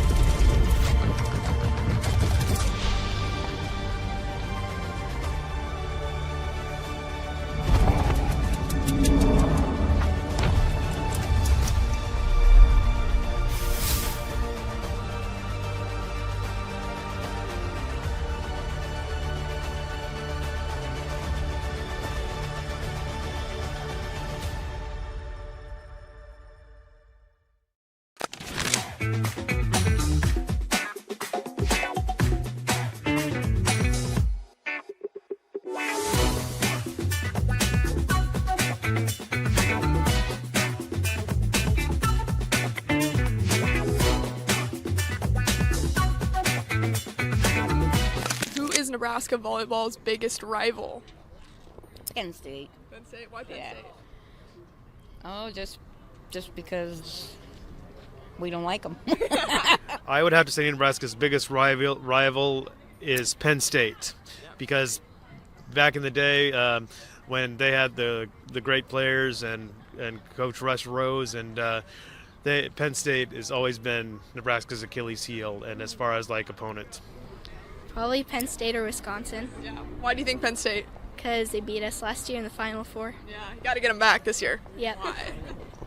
Right now, Wisconsin, Penn State. I'd say Penn State. Yeah. Penn State or Wisconsin. In the past few years, I would have said Wisconsin, but after last season, I think we kind of own Wisconsin now. So now I would say Penn State, and we fell short against them last year, and that game coming up at home later this year, that is going to be absolutely electric, and I really hope that they can get the blackout to work.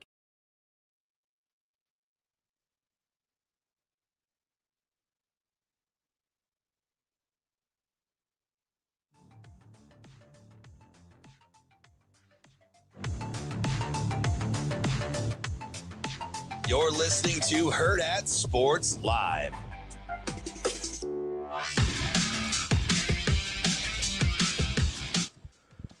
Welcome back, Hurrdat Sports Live, presented by Centrist Federal Credit Union. That's DBM Ravi Lulla here at Hurrdat Sports Bar and Grill, reminding you, make sure you go see our friends over at Next Gen Male Medical Clinic, regardless of what you're going through. If you're not feeling your best, make sure you give them a call, because they've got tons of different options. It's not just testosterone, it's weight loss, it's peptides, it's vitamins, all sorts of things to get you feeling your best. Give them a call, 402-614-9700. I just started on my stuff last week, and I'm feeling good. I know DB's starting soon as well. So make sure you give them a call, just like we did, 402-614-9700. Cool staff in there. Is now time to talk about Sir Moylan? Sir Moylan? Sir Moreland. That too. Almost nailed it. Hey, let's talk about peptides. Listen, I'm a big peptides guy. No, listen, for recovery? Yeah, peptides. I'm all in. Peptides are great, man. Last couple handful of weeks. Yeah. I mean, some of it's because Coach Lamanji just has no chill, but like long days like walking and turf and being. I wore the bad shoes 2 Dude, days gets in a to row. you. Yeah. Your boy is like, I feel like marshmallowy soft. Yeah, you need some Sir Moylan. It's Sir Moylan. It's not any of those Hey, things. so the funniest thing, and Not I any just of those I things. just talked to Nick Friday out there, and I let you like you talked me into submission because I practiced the I'm like I know what to say. I know it's actually Sir Moylan, not so after I joke practice what the names weren't, and you go, listen, just say, what do you have for peptides? Yeah. So what did I say? You have to say any Sir Moylan? Nope. I want to talk peptides. I didn't have the stones. Dude, he's cool though, isn't he? Yeah, I like him. I think like I'm him going a to lot. really like him. I like him a lot. I do. No, that's Amazing Daniel. That's Bronto, not Sir Moylan. It's different. That's what plants crave. Oh, he's been on one this morning. He has. He was mad at you for getting worked up. Listen, he's always mad at me. No, the chat was awful surly. We had the fake Kamala Harris guy.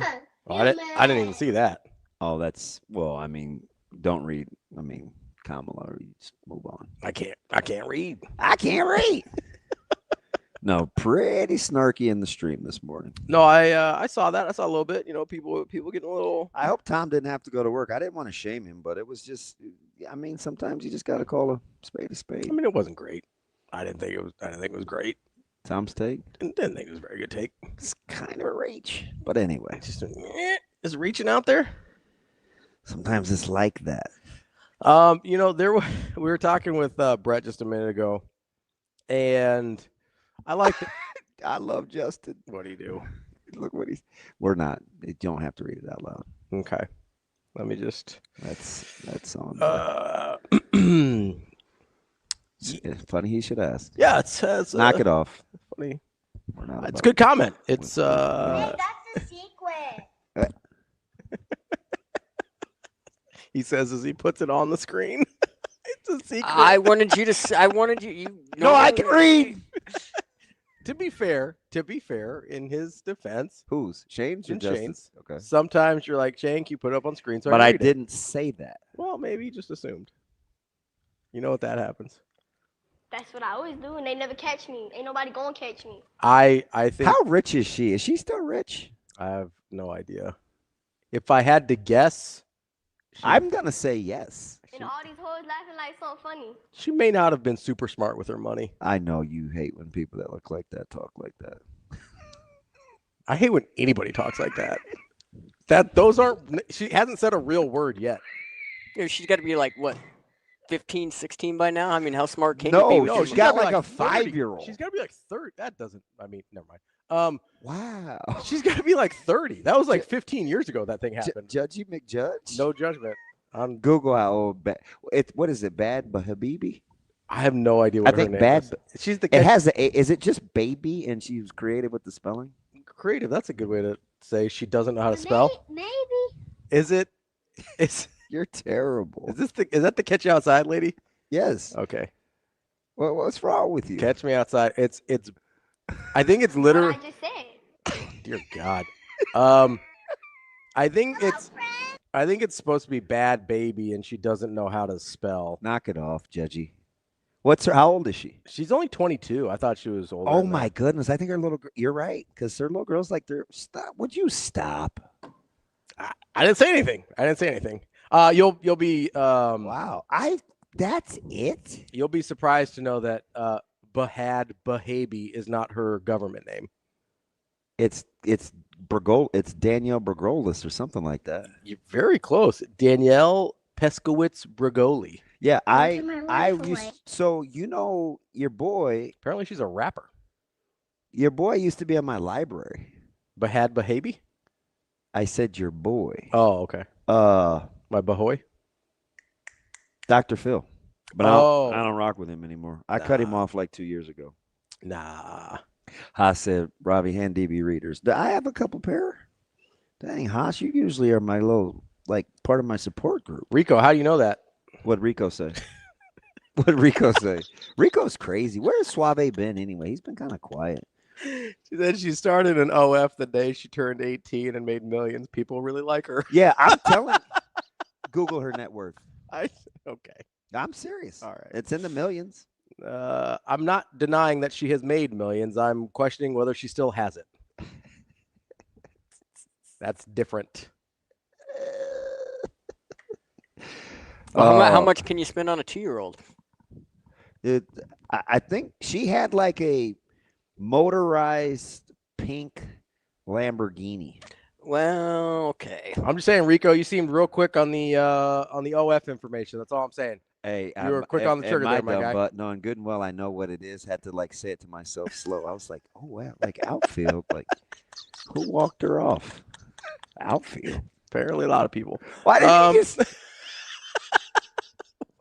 He may have been her first. You don't know. The content keeps being produced. You don't have to be with anyone. Wow. I don't know what kind of content she produces. Rico, what kind of content does she produce? Why you trying to get Suave in trouble? I'm not. I keep trying to tell you. He seems like the expert on what's happening here. Judgment and joy can't coexist. Again, I disagree. I'm having a hell of a time. Every weekend when I watch DJ Lagway, I'm having the time of my life. Unbelievable. We don't believe in judgment-free zones here. Wow. Stank says Rico is always a fan. Stank is funny. Yeah, that's where you generally find those things, Rico, the internet. I do believe that's where. Where's Action Jackson? I don't know. He's out here. He's out here, right? Yeah. That's where the magic happened. Hey, I was going to ask more college football questions. I have one thing I want to play for you. Shane, I don't even know where my phone is. Shane, the clip where Coach Rhule, he said, that's a good question. And he went into whether tactical versus technical. That was the D-line question, right? About how much they want to stunt moving forward. Was it on the heels of the long runs or searching for balance? Shane, let's start with clip 3, if you will. So it's a really good question, and I'm going to be. You have to be careful what you say as a head coach. I'm going to be very direct. I don't know exactly what, because if you take out 4 runs, now you can't take out 4 runs. Okay, so this is not me. But you take out the 3 long runs in this game, and again, that's why I went through what each one was, because it's not like Sam there just going like 6 yards, 6 yards, 6 yards, because that then starts to scare you and turn the other way. Like, hey, we can't stop anybody. Like, you look at the season. If you take out the reverse against the 2s against Michigan State, like when the kid got tackled reverse field, and then those 3 runs, they're averaging 3.7 yards per carry. So you're sitting in the game and you're sitting there and you're stopping the run. You're like, I feel good about this, and then bang, explosive play. Now. So each one's just a little bit different, right? So, I think we're very much looking at like, hey, because we didn't play a lot of 3-3 in the game. We put big people on the field. We put our big people on the field. We said, hey, we dare you to throw it, and they still found a way to run a couple runs that hurt us. And so, I think that's really what we have to do this week is just look at like who's on the field, how we're playing. But I don't think it's like a hey, we don't have good enough players now. The part of that, what the players have to hear is we're just also not overwhelming people with, like, what I'm saying? So it's not like, we're not gap and a half thing and we're locked out in the B gap and the ball goes inside and we're throwing the guy down to make a tackle. That's not happening at a high enough level. So we're going to have to play better. We're going to have to coach better. And I don't want to minimize how good their backs are. I thought going into the game that 22, I think I said it last week, was an elite level player, and he was an elite level player. I mean, I hope if anything, we're trying to be honest. I sat here last week. I said, guys, inside the 10 offense, our kickoff game, and 10-yard rushes were the things that concern me. Well, explosive runs. We had the ball inside the 10, inside the 5. So at least we're being honest about the things that we know we have to fix. But I don't know that it's like a major overhaul, because I think we're doing sound things. We're in Bear. We're in all those different things. I just think it's making sure that the right guys are doing the right things and kind of settling into who we are moving forward. I thought that was fantastic. I agree. So let me tell you something, and I don't want to mischaracterize. Did you get the sense real time, whether you were on social media or you were getting recaps of the presser, did you feel like he was overly putting it on the players? Oh, no. Okay. Because I saw that a little bit, and I was like, I well, let me didn't. go back and listen. I didn't get that sense. And he said, on listen, social you have to be media. careful. Yeah. We have to play better. We have to coach better. But the interesting thing is you have to be really, really intentional about what it is that you want to find the answer to. Right? I think does he want to find out if the scheme is good or why they give up explosives? Are they mutually exclusive? Yes. Yes, I think that's what he wants to find out. I don't know if they're Both? mutually exclusive. I think he wants to find out because I think you have to start with the scheme you're running because your players can only change so much. And I get that there's limits to how much you can change a scheme in season as well. But I would want to start with the scheme to say, hey, is what we're doing sound or do we need to try something else? That's where I would start because I assume they like their players to a certain degree. Now would they change? Hey, maybe we play, as Gabe Moore gets a little bit more healthy. Maybe we play him a little bit more. Or, hey, Elijah Judy had his best game of the season. Maybe we need to focus, maybe he gets more rep. You know what I mean? So, there's some things that there's variables in there. But within about a probably 20-guy sample size, I feel like they know who they're going to play on defense. Yeah. So, if that's the truth, then I have to start with scheme to say, okay, is this scheme able to be executed by some combination of the 20 guys that I'm going to end up playing on defense? And if the answer to that is no, then you have to do an overhaul like he's talking about. Shane, keep that comment up. I'm sorry, keep going. I think, and I'm glad that he brought this up because we actually saw it last night in Detroit versus Baltimore, where Baltimore was giving up 6 yards, 8 yards, 10 yards, 12 yards, 6 yards again, over and over and over again. That was a defense that was, listen, it's the NFL. I don't think there's that big of a talent gap between anybody, right? I get there is some. You thought, so you're saying there was something schematically to me that is Detroit. a schematic issue that Detroit had against Baltimore, that their scheme on defense was not working against what Detroit was trying to do. That's not what we saw against Michigan. So that's why I make the distinction. I get that the long runs still count. I'm not taking that away. But the only time Michigan sustained a drive at all was once. It was at the end of the game. It felt like a backbreaker because of how it happened. But they sustained one drive the entire day. To me, that means the scheme's working. You need to work on executing it a little better. Okay, so Landon's this is, and I'm forgive me because I'm multitasking, and I don't think Josh is being or JK. I don't think Josh K is being snarky. He typically asks good questions. I want to get to him too because he's asked us a couple of good ones in here. I think. I like. Yeah. I don't mean, I like Josh, so he gets no. the I think benefit he's. of the doubt. I do think he generally I think he's trying is a solution guy. So Landon says if we tackle well, that game ends differently. I always want to say that, right? I'm like, because you said it before the game. No, I know. To be fair, and I listen. I hate giving you credit, but you said it before the game. I think it's just going to come down to tackling. Yeah. And guess what? On the one drive that Michigan sustained over the course of the day, how many times was that drive extended by a missed tackle? Yeah. At least 4. Yeah. Right? So to your point, I agree with Landon. If Nebraska tackles well, now I'm going to add in fits well so they can tackle because I think those are two in the same thing. Which is about trust, but yeah, keep going.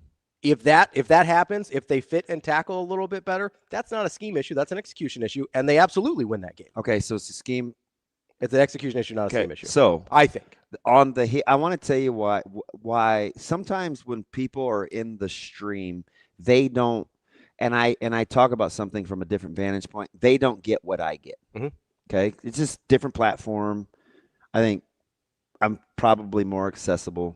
So sometimes I'll speak generally, and it may not pertain to them. That was Tom's big problem from this morning, right?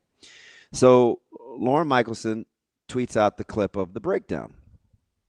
And I said tactical versus technical. I get how most people will only pay attention to the outcome. The bigger question is, how did we get here? That's the biggest difference between coaching and fandom. Somebody else, so the first response to that was, tactical versus technical. The reasons behind are both sides of the line. They just don't have the size. My response was, unfortunately, the coaches don't have the luxury of just, wanting to be right. They have to actually do their job to try and find answers to see what it is. Yeah. He says, the very next response, thank you for sharing. It seems like our guys are always left on an island. Does it always have to be so hard for one guy to make a play? It seems like pressure. I mean, that's an interesting thought.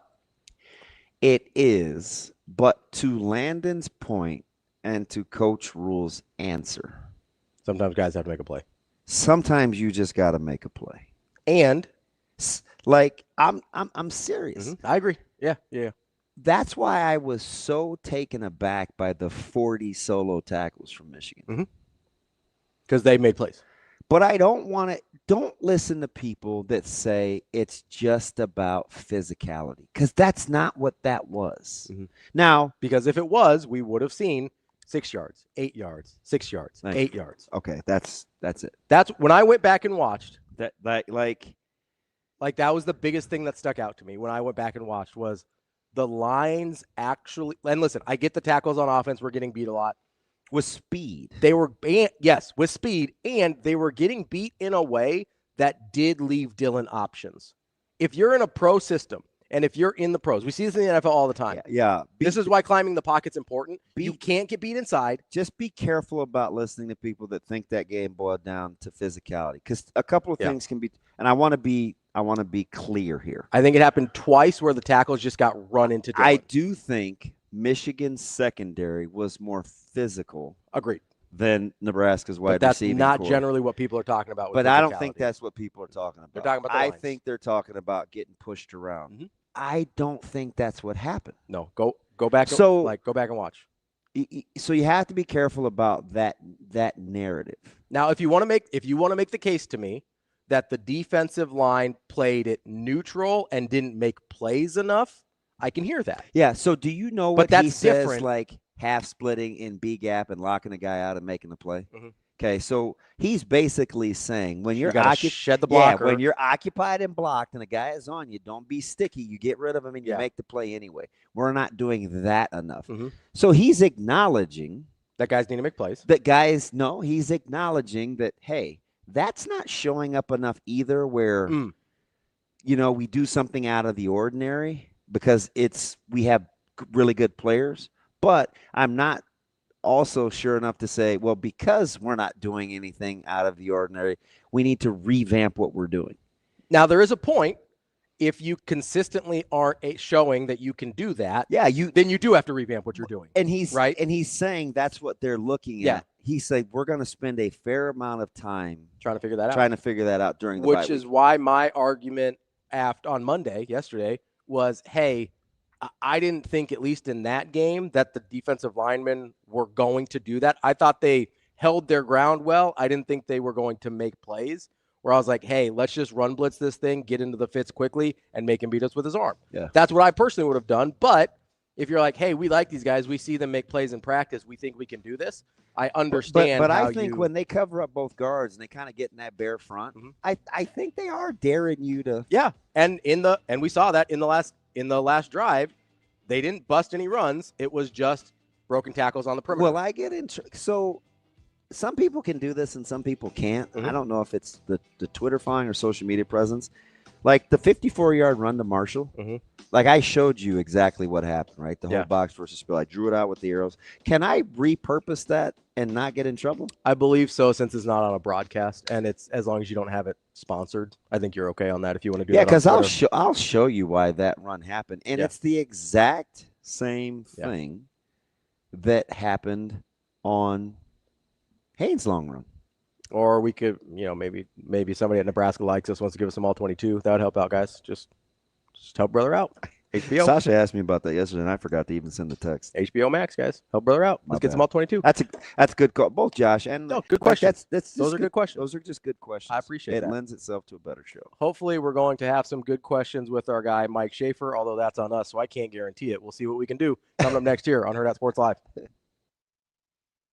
We asked fans to say something nice about each other. Let's see what everybody has to say. I would say the one thing I like about Michigan is Taylor Lewan. This place has been great. Everybody's really nice to us. Nebraska has the nicest people. Go Big Red. Well, I'm glad they beat Alabama a couple of years ago. Just a volleyball school, and that's all there is to it. Say something nice about Michigan? No, there's nothing really nice about Michigan. Not even the lakes? Never been there, so never plan on going, never will. If I had to say it, though, I would say Michigan. What is good about Michigan? The reason that we came is because all of the Michigan fans who have ever been to Lincoln say this is the best place for away fans, and that's actually why we came. Everybody's really nice. They say, have a good game even though we're the opponent. So the Huskers have a great reputation in Ann Arbor, which is where we're from. Today's Fan on the Street was brought to you by Warhorse Sportsbook and Casino.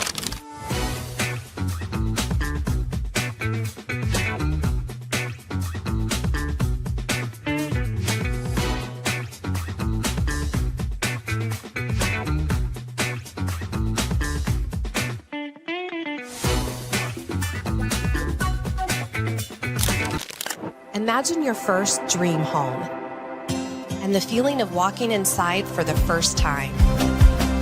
With Centrist Federal Credit Union's First Time Home Buyers program, you are at the doorstep of bringing your vision to life.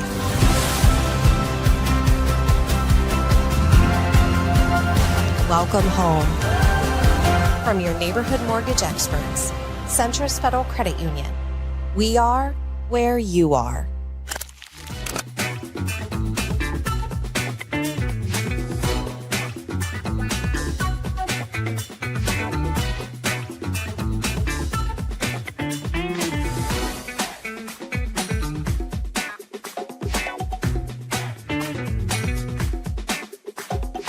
I think we have a lot to improve on. I thought our defense tonight was pretty lackluster, so that's going to be a big focus of this week. Is we got to be better defensively, and I think our serving can also improve, which that really goes hand in hand with defense. When you're serving tough, your defense is much crisper. So those will be two of the biggest focuses. All of defense, blocking, digging. So it's just that's by far I think.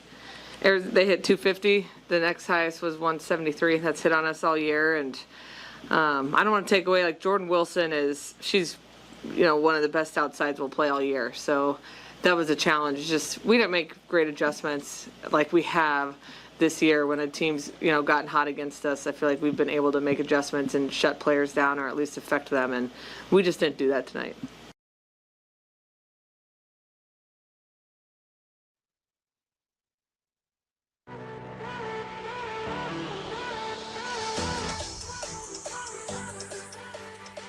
Welcome to Hurrdat Sports Live. They edged us early, and so then we started trying to absorb contact instead of taking the fight to them. Thought we were they do bring a lot of pressures and blitz. I mean, there's a couple that we turn sometimes we turned a guy loose that didn't need to be turned loose because we're overthinking it. Again, they present a lot of challenges. Credit to them, but it's also a bunch of other things too. Sometimes you have a chip and the back doesn't chip properly, right? Like he just tries, but it's not a great chip. One sack, we're supposed to have a comeback and the guy runs the wrong route. So. It's all 11 guys, but I think versus that rush, they were lining up wide and going speed. It's everything we knew they would do, right? Going speed to power and trying to collapse the pocket and make Dylan uncomfortable. And we didn't widen the pocket enough. And so from a football perspective, you want to have the width and depth of the pocket. The tackle set the width. Your inside guy set the depth. For the most part, the depth was okay, but the width, the edge guys one versus our tackles too much. And, that it takes all 11 guys. Guys got to get open fast. Quarterback's got to get the ball out. You chip, rib, whatever you need to do. We didn't get that done well enough. Welcome back. Hurrdat Sports Live, presented by Centrist Federal Credit Union. That's DBM Ravi Lulla here at Hurrdat Sports Bar and Grill. We are joined now by Mike Schaefer of Husker 24/7. Schaefer, what's going on, buddy? Not a ton. Just some big storms. Some big storms in Omaha last night. Yeah. Big light show. We have these windows that look out over kind of a cornfield back here behind us, and it was, I gotta say, it was pretty cool. Probably You're northwest, right? Oh yeah. So I'm just telling you, if I generally think you know where you are, I was off of, and you don't have to say where you're at. I was off of 147th and State. So you get it worse up there. there. We're further west than that. Okay. You're along that corridor. You get it worse. Mm-hmm. So you have to be very careful. People joke about the Oma Dome. You're not part of that. I'm aware. You're going to get what the bad weather brings. Like there's this weird stretch that goes from like 180th all the way down to like 110th from Fort like Bennington. To like Bennington, Bennington, you know, in Bennington's where it's like whatever the weather brings, it happens like right there. It will be an adventure for you. Yeah, what was it 2 years ago? In the spring, the big tornadoes hit like over in this area of Bennington, and then 2 years later, the Schaefer's like, you know where we want to live. It can't happen twice, right? That's where everybody goes, though. My nephew lives out there, and he just where the houses are. He had a birthday party for his daughter, and I was out there Sunday. There's so many things out there now. I'm like, oh, when they get that, or when they get that, and they're putting up a McDonald's. Like, it's happening fast, which is why another school is going up over there. You're a mover and a shaker, Mike J. I was trying to think, like, so I've been in Omaha since August 14th. And I was trying to think how often I've been anywhere near the downtown area. And I think it's maybe one time in this first month so far. That's it. It is a jaunt for you, though, and there's no fast way to get there. Well, and there's also no reason for me to be over there for anything at this point in time. Unless you want good food. Oh, there's good food everywhere. Well, that's the nice part about Omaha. Slim pickings out where Schaefer is. I don't spend a lot of time. I'm still fat and happy up here, so hey, go hit there's still the Blackstone, so I'm okay. Like I'm not. Go hit the warehouse, man. They're legit. I've heard about the warehouse. I've heard that. I used to go to the warehouse so often, Mike. I would, on a humbug, if it wasn't very busy, I would just kind of loiter. I would go fold my arms and kind of stand by the open kitchen. And I would no, I'm dead. You're laughing. This is totally something I did. So over time, I would just compliment the meals. I was like, oh, man, I like the way you guys did that. Or, oh, who did this? Like, I appreciate the little twist you asked me. So after about the 55th or 56th time I had been in there, I just started talking to the chefs directly. So the last handful of times I was in there, I knew what was on the menu. So I would say, hey, can you take a little from this, a little from that, a little from this, a little from that? And they would make these meals, and it was incredible. Mike, do they have a table for you in the back so you didn't have to sit with the general public too? No. You can't order out the general public. It's menu, pretty well spread out. There was a pet store I used to like in that same general vicinity. So I would just loiter. I mean, I am, as you know, I am a creature of habit, and I stay in my comfort. You're a creature. There's no question. It kind of hurts my feelings. It so hurts my feelings. All right, I want to start. Let's go super hard hitting. All right, I'm ready. Did Mike J. Schaefer separate levels of physicality, the narrative of getting pushed around? You listen to the presser. Is it different from DBs to wide receiver? Like, when you look at how that game broke out from a physicality standpoint, did you make it more about talent or strength, or what? Like, where'd you land the plane on the physicality meter? I don't know that I landed the plane anywhere on the physicality standpoint, unless, for me, a lot of, and I think there are two different conversations. And so let's start with Nebraska defensively, because that's a different conversation for me than Nebraska offensively. I don't know that I looked at Saturday in the moment and thought, oh, wow, Nebraska's just getting thrown around out there like rag dolls defensively. I looked at it more, hey, a number of guys had opportunities to make plays and didn't do it. And I felt Saturday had more to do, and this is that word that everybody hated for like a 5-year stretch under Bo Pelini. So I apologize if it's going to be triggering to a level here, but it was about execution, and Nebraska didn't execute what they were supposed to do on the field in a lot of ways.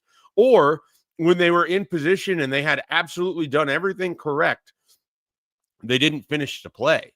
I mean, that was that whole 9-minute drive in the fourth quarter, right? Like that was having the opportunity for Sierra Wright to get the guy out of bounds on 3rd and 5, the opportunity for Deshaun McCullough to at least slow down. I think it was Justice Haynes to slow him down on that screen pass to allow for other defenders to help clean up the play to get you off the field, to force the punt.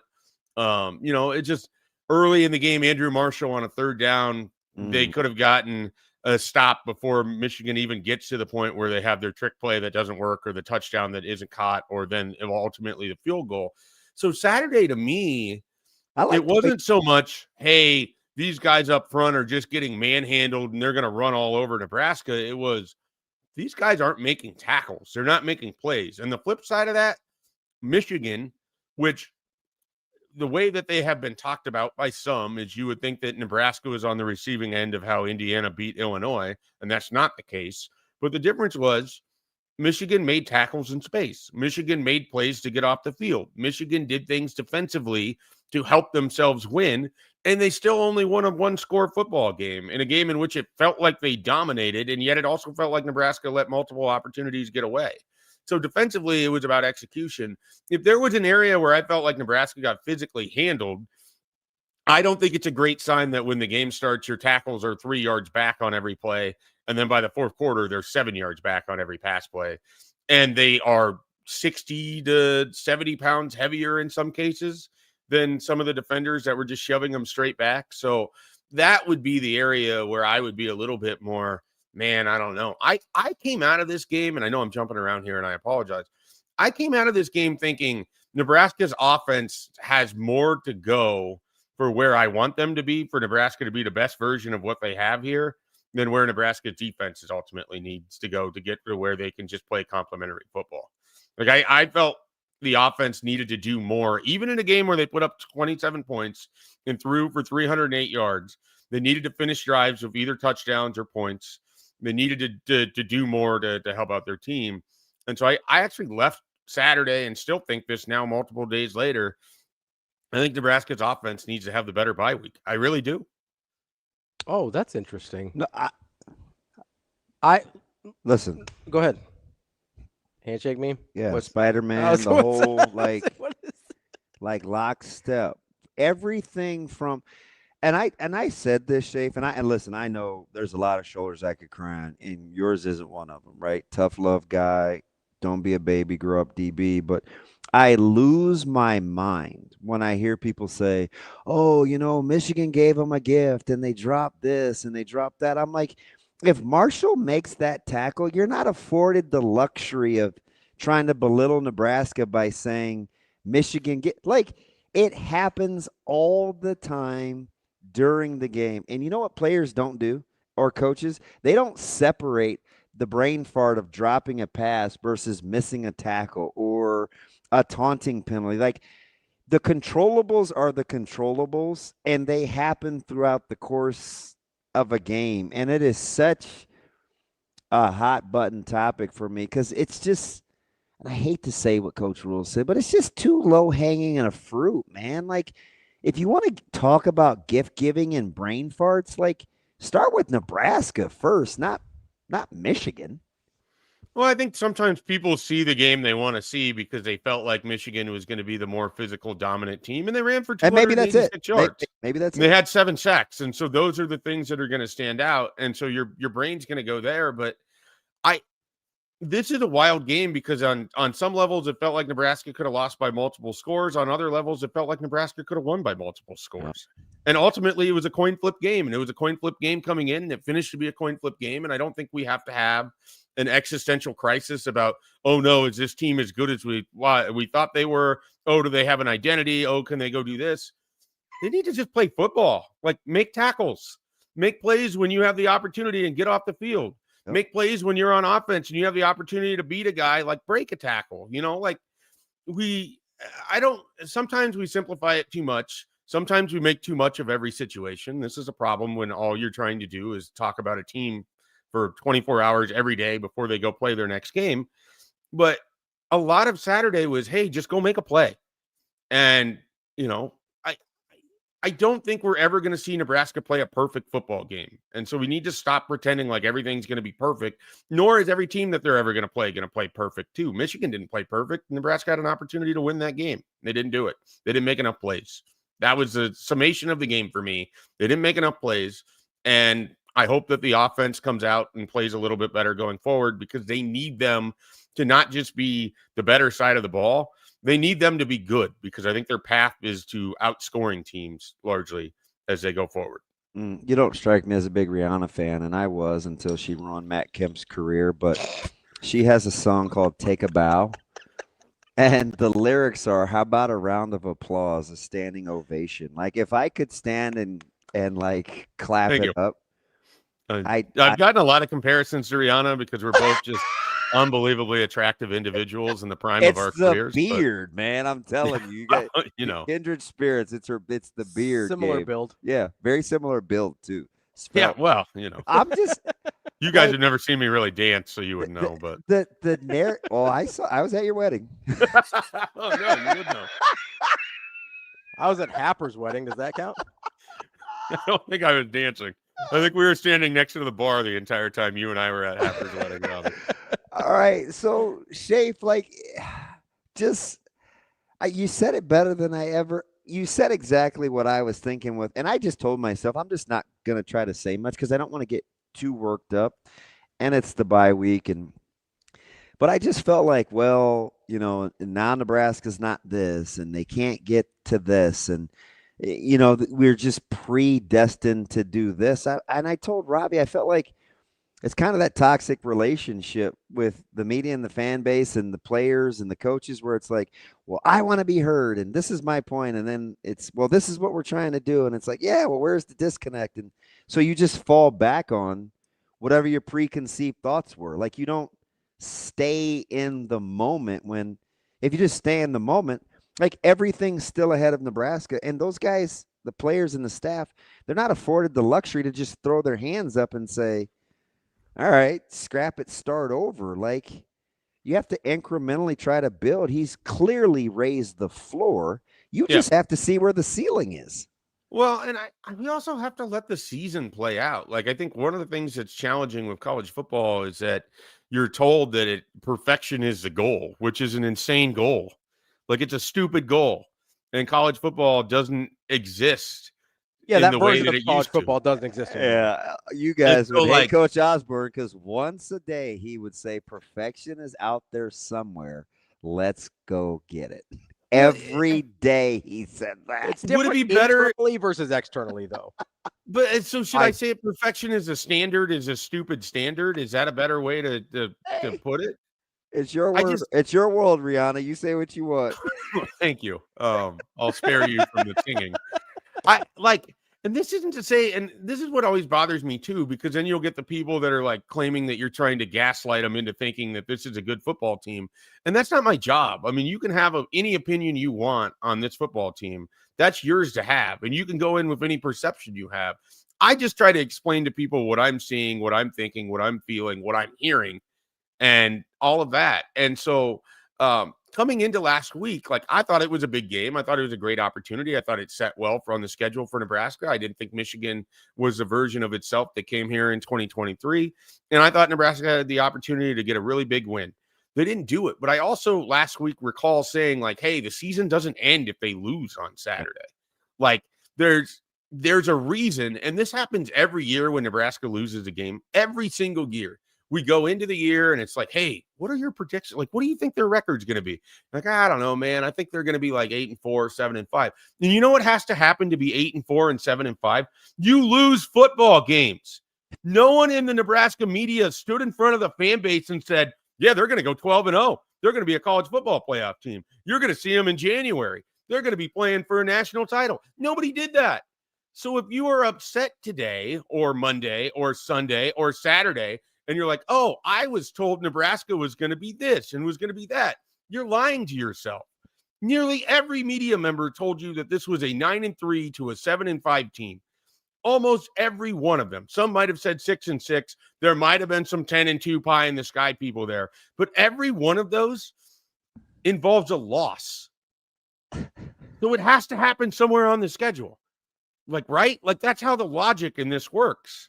I'm trying to find the 10-2 people. I can't see the 10-2 people around here. But you're right. Like, I mean, they all involve multiple losses, right? Like, even in my 10-2, I sit there and I go, okay, I'm looking at this schedule and I go, okay, there's 3 games that are going to matter to Nebraska fans in terms of measuring stick type games. It's going to be Michigan, USC, and Penn State.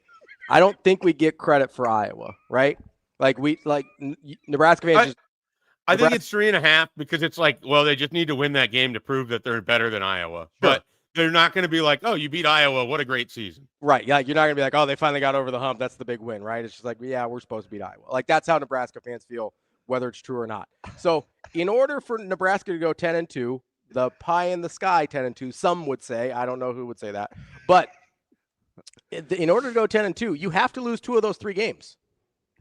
Like, it is required. Yes, on the nose. It is required. You don't have to, but the prediction is suggesting that they will lose 2 games. Yes. Yes.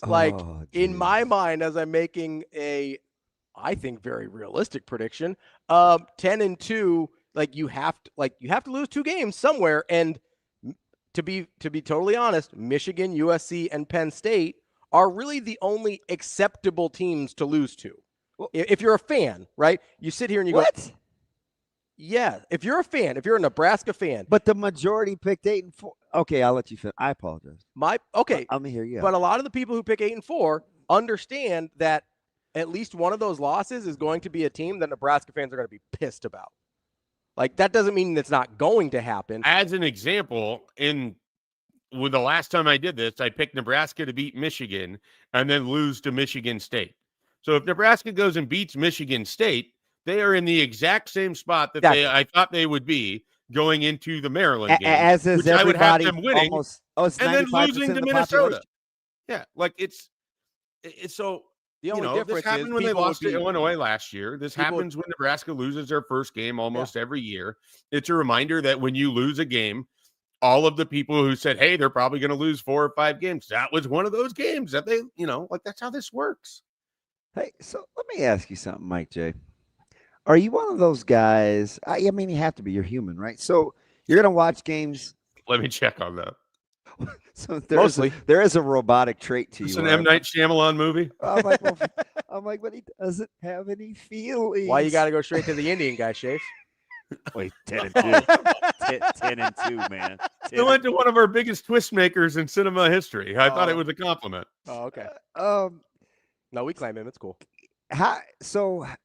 I love the Sixth because you clearly you're kind of consistent. I listen to you every week, and I know there is no real referendum in you. You're very fluid with kind of how it goes, but there is got to be this part of you though, where you're going to score watch and you're going to think you get an idea of what's to happen. Let me give you 2 games to take a look at: Ohio State and Washington, or Indiana and Iowa. For you, based on what you think about the Big Ten, slot those 2 games, and I'm going to give you the third.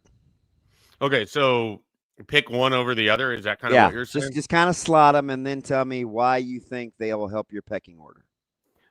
So for me, if I'm just a viewer picking this game, I'm picking to watch Ohio State play Washington, because Washington is a team that I felt like is a bit of a sleeper in the Big Ten. I've watched them a little bit this year. I was unimpressed by when they played Colorado State. They really had to kind of grind that thing out. Ohio State, like, they have looked good. They beat Texas. I'm curious, like, what the upper echelon of this conference looks like, and I'm curious where a Washington would be. And frankly, some of this is I don't enjoy watching Iowa on my television screen. So, I mean, if I'm being entirely honest, it's not the type of football that I really want to watch more often than not. I did watch a lot of that Rutgers-Iowa game on Friday. It played out crazy in cover. a insane fashion to me, where Iowa looked absolutely terrible for much of that game and still won by 10 points. I don't understand how it happened. They didn't even look like classic Iowa. And I don't know what to make of Indiana, because I didn't get to watch any of the Indiana-Illinois game. When I saw it, it was like 7-7. And then the next time I saw the score in that game, it was like a bajillion and a half to 10. So I don't think that bodes well for an Iowa defense that didn't look good in Piscataway. So, we'll see what that ultimately looks like. What's the third? I'm curious what the third game is, because there was a game that I was really excited to watch coming into this weekend that I'm no longer as enthusiastic about. I think this is the game that I still think can move your needle. USC at Illinois. Yeah, that was a circle bye week. Mike Schaefer's sitting down with his cheese and his crackers and his snacks, and he's going to watch this game like a true college football fan, because I have been high on USC in the offseason. I felt like the Illinois stuff was a little overblown, and what Indiana did to Illinois last week is what I kind of thought was going to happen in that USC game, and now it doesn't. Now I'm a little bit annoyed by it, because I don't get to do my victory lap thing, and I don't get to listen. USC may lose. You think they're going to lose? I'm going to call this on Friday. Like, oh my no! Final predict. You watch what I tell you. Listen, this game for sure. You better take Illinois if you're going to eat the 6.5. I don't know what to tell you. Don't do it. Don't do it, Mike J. You think USC may not cover, but you think they're going to lose the football and I game actually outright? think yes. Wow. I'll get jeez, man. So let's go back to that whole robot human thing. I thought it was robot chicken. I'm fairly high on this USC team. So No, me too. Me too. Some of it is I just don't see how they lose that game. I think they have better athletes. I penned SC for 9. Let me tell you what happens though. Emotions. Illinois left for dead. Still got a ton of experience. Really, really good football team. SC ink may still be a little wet on the old fingertips from reading about themselves. Sleepy Town of Champaign at 11. Sleepy Town. It will not be awake at 11. Maybe for that game. You know who will be awake? Kevin Sue. Illinois. I would say you've never been to the pain if you think they're asleep at 11. Listen, Illinois will be awake. I've been to the pain. I don't want to go back to the pain. I thought it was Pagney. We going back with pain? Yeah, they like to call it the pain when they're trying to be tough. Oh, fudge. Might as well call it Urbana, because what's the difference? Nobody cares there either. All right. Well, is there a water tower, and is there the annexation of Puerto Rico? Oh, the people versus Urbana. The people of Urbana definitely care about the Champaign-Urbana deal. You're probably Kevin, aren't you? Catching a roll of toilet paper. Schaefer, let me ask you about the biggie. I skipped it because I think all eyes will be on it, even though it's the same time as Bama, Georgia. How much do you think you'll learn from Penn State, Oregon? I don't know, because Penn State has started this season as unimpressively as possible. Like it's almost like their mission is to be the most just get there double-digit win team that's ever existed. Yeah. And I remember last year these two teams played in the Big Ten championship game, and the conventional wisdom was this is just going to be a blowout. Oregon's going to roll. And then that turned into like one of the more exciting kind of games of the season. Do you guys remember watching that at all? Yeah, points of plenty.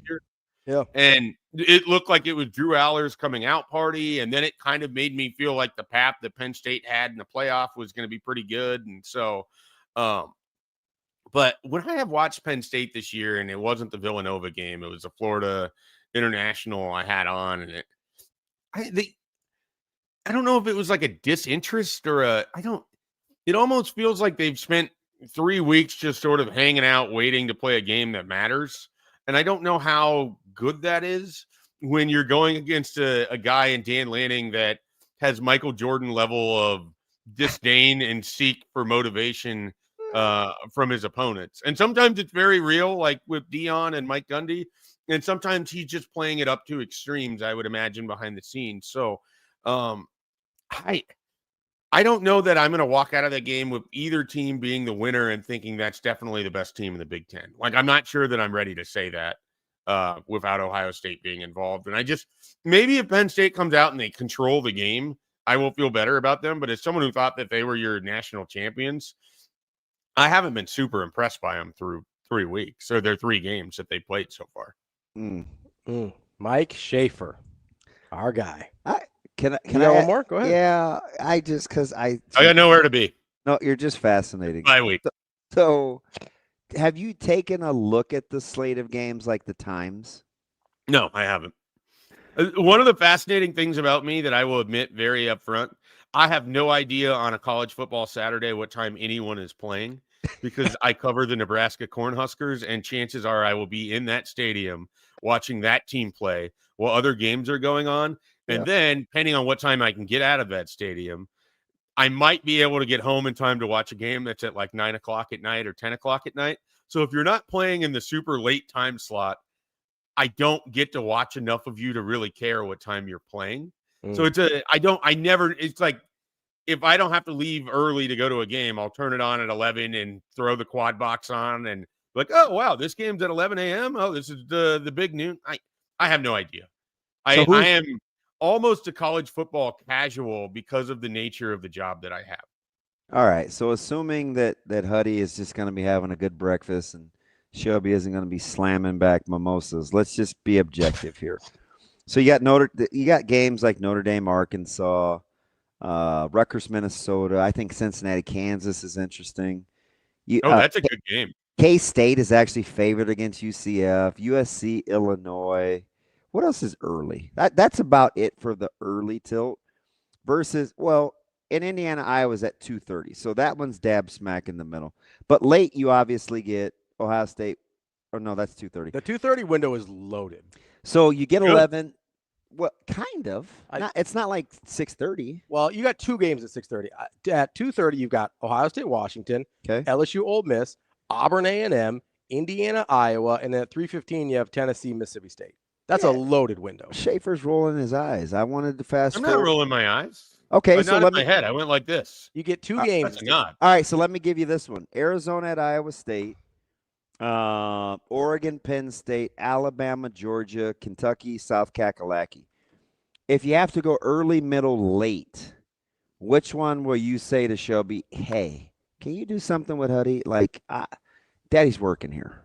Like, we're gonna go to like the Bennington Founders Day farmers market thing in the morning. You're so all integrated already. It's sick. And really, and get him involved with that early, and then I'm gonna get back at like 11 o'clock. We'll get him some lunch. The games will be on. He'll be eating lunch. He'll go down for a nap at like 12, and then I'm gonna find a way to get out of the house.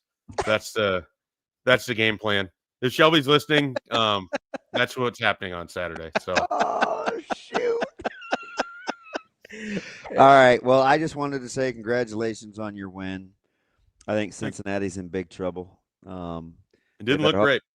They better hope that toe gets better in a hurry. So you think I shouldn't be sad about not having a quality quarterback in Sam Darnold when I could have guys like, Will Fries and Ryan Kelly who are banged up every single week and a couple 30-year-old defensive linemen, and I should be more fired up about that than a quarterback that can complete passes downfield in an offense that has Justin Jefferson, Jordan Addison, TJ Hawkinson, Jalen Naylor, Jordan Mason. You can just turn around and hand the ball to. The funniest innocuous response on Twitter. I was in tears. What was it? Like, I'll show you. Okay.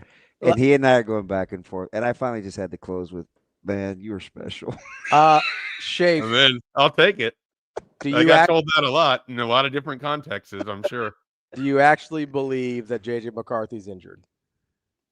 I think that I think he's got like an injury in the way that everybody that plays in the NFL is banged up. I don't think it's something he couldn't have played through. I do think that they needed to kind of right the ship a little bit.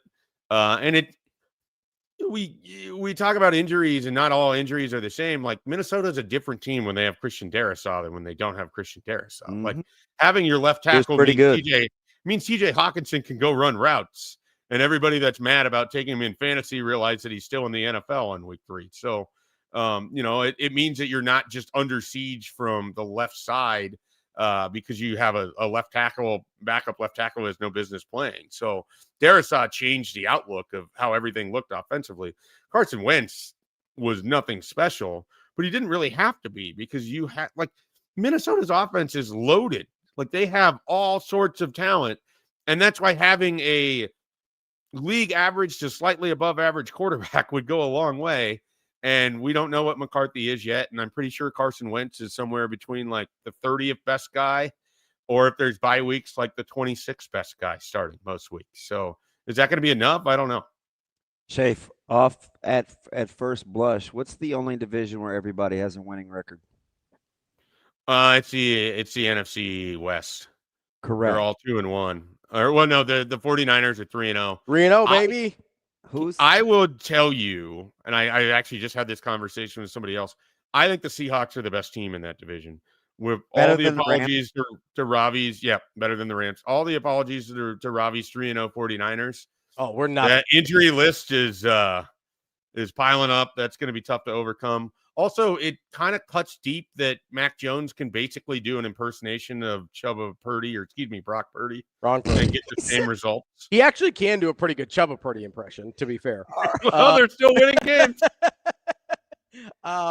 No, he actually looks very different than Brock Purdy. You're not gonna get me on that today. And I also, real quickly, while talking NFC West, Jackson Smith-Njigba is outstanding. So good. The amount of incredible wide receivers in the NFL, like St. Brown last night, was just undeniable. He was the toughest guy on the field, arguably. Yeah, I like the wide receiver play in the NFL right now is just incredible to me. Like it has to be so frustrating to be a defensive back. You're not allowed to do anything. You can't even blow on them without everybody crying.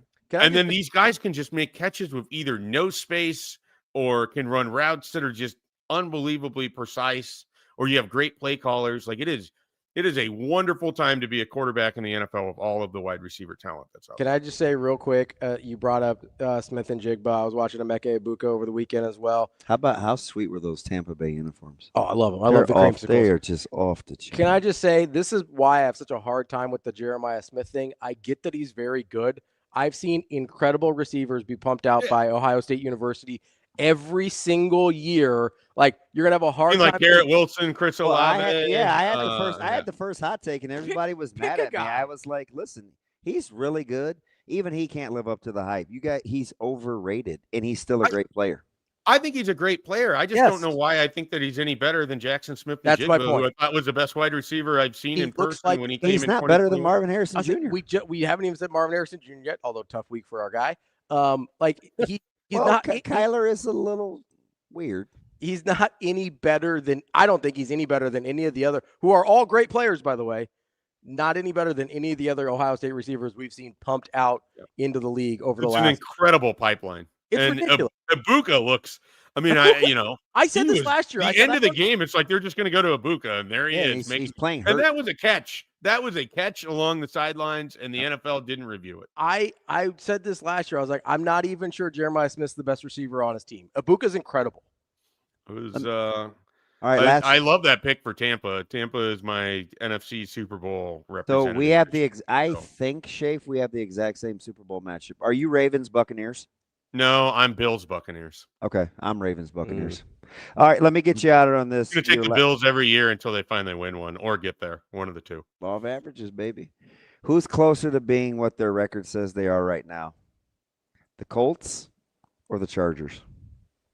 Oh, the Chargers. Definitely the Chargers. I think the Chargers are. You guys realize the Colts play in the AFC South? Yeah, no, and I get that. And they're physical. And Daniel Jones still exists. I feel like there's at least one or two teams every year that wins games in weeks 1 through 3. And like the Saints were this a couple years ago or last year. We just talked about the 49ers are this right now. The 49ers aren't very good. Hot take. I'm telling you, the Colts. I will say I think Daniel Jones his career wasn't over. like I would have liked to seen him stay in Minnesota, and I think that would have went pretty well. But you know, so I think Indy's fine. I'm not ready to put them anywhere near the Buffalo, Baltimore Chargers tier of the AFC. I mean, they're probably behind the Chiefs for me too, so that means they're at least fifth. They're probably right there with Jacksonville, who not that good, but I think they're going to be an AFC playoff team. You don't like Kwity Paye, like DeForest Buckner and Latu? Like Indy's pretty good. I'm not saying that they're not solid. I just don't know that I believe that they're in that like classification of the best teams in the AFC are significantly better than. Yeah, I know. Daniel Jones is like, is he like the rest of the guys? Well, I like Jonathan Taylor, and if he keeps looking like that, I mean, you know, he's a monster. He's really it's fun when players remind you, like they go away for like 2 years, and then they remind you, like, hey, I used to be pretty good. Yeah. You used to say I was the best running back in the league. Here I am, still pretty good. And he's got fresh legs too. Yeah, he really does. He looks good. Indy looks good, but I can't get there mentally yet. Maybe I will. But I just can't put them on the same level as some of these other teams. Do you know why I asked you the question the way I did? Because I've been honking for both teams, so I'm gonna be right either way. Because everybody never believes in the Chargers, and nobody loves Daniel Jones more. I'm than like, they're DB. gonna be winning that division, and Ravi hates Herbert. And then I turned around and I boxed myself. Who's the seventh team in the AFC? I don't hate Herbert. Do you know who really like Harbaugh though. Do you know who I thought it was gonna be? I think it's gonna be Cincinnati somehow. Still, no way. Do you know who I thought it was going to be? Like before the season started, I thought it was going to be the Patriots. I mean, I could have seen it as like a 9-8, but I think Cincinnati can tread enough water for Burrow to come back. I do. Dude, they rot defensively. They had a bad day. You know, anytime Schaefer, a guy can he's off Rihanna, he's back on Daniel Powder. No, I mean, anytime you got a guy that can return an interception and a fumble and force a fumble all in the same game, the greatest Pro Football Focus performance in the history of Pro Football Focus, you know, that's tough. That's tough to beat. Get the Rodgers jerseys out in Minnesota. Also, is him. Also tough to replicate. This might be the greatest 40 minutes in sports. Schaefer, right here. we appreciate the time. There she is. All right. Yeah, look at that. What a way to go out. Thanks for having me on, guys. Enjoy your bye week. Round of applause. Enjoy your bye. See you, Schaefer. See ya. If that was 40 minutes of chaos. Yeah, I would love to get you a read at some point. Wait, should I let you do one of those? Yeah. Shane, we better kill the music. No, it's fine. I can do it during the music. And let your boy Ravi L3. I just want to tell you about our friends over at Centris. Okay, go They're ahead. our guys, and they know. Listen, when's the last time you've been to a bank branch? I have no idea. No. It's because I got my finances right at my fingertips with Centris, Federal Credit Union, and their app. Go check them out, centrisfcu.org, to open an account today, federally insured by NCUA, and have your money at your fingertips 24/7. We'll be back. Hurrdat Sports Live. We asked fans to say something nice about each other. Let's see what everybody has to say. I would say the one thing I like about Michigan is Taylor Lewan. This place has been great. Everybody's really nice to us. Nebraska has the nicest people. Go Big Red. Well, I'm glad they beat Alabama a couple of years ago. Just a volleyball school, you know, and that's all there is to it. Say something nice about Michigan? No, there's nothing really nice about Michigan. Not even the lakes? Never been there, so never plan on going, never will. If I had to say it, though, I would say Michigan. What is good about Michigan? The reason that we came is because all of the Michigan fans who have ever been to Lincoln say this is the best place for away fans. And that's actually why we came. Everybody's really nice. They say, have a good game even though we're the opponent. So the Huskers have a great reputation in Ann Arbor, which is where we're from. Today's Fan on the Street was brought to you by Warhorse Sportsbook and Casino.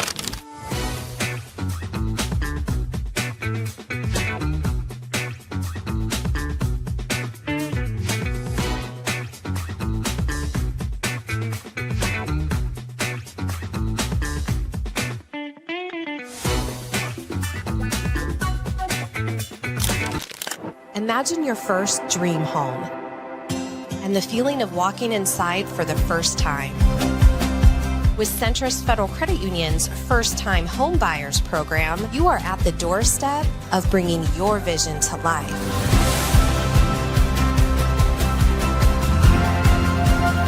Welcome home. From your neighborhood mortgage experts, Centrist Federal Credit Union. We are where you are.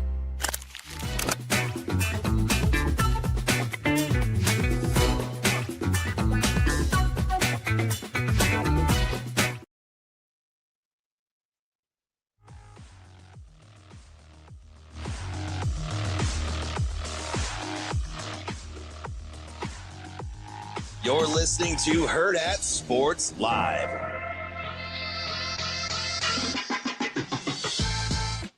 Welcome back, Hurrdat Sports Live. That's DB. I'm Ravi Lulla here at Hurrdat Sports Bar and Grill. Don't forget, it's Tuesday. That means kids eat free with the purchase of an adult entree. Make sure you get in here to La Vista or Gretna to take advantage of that great deal.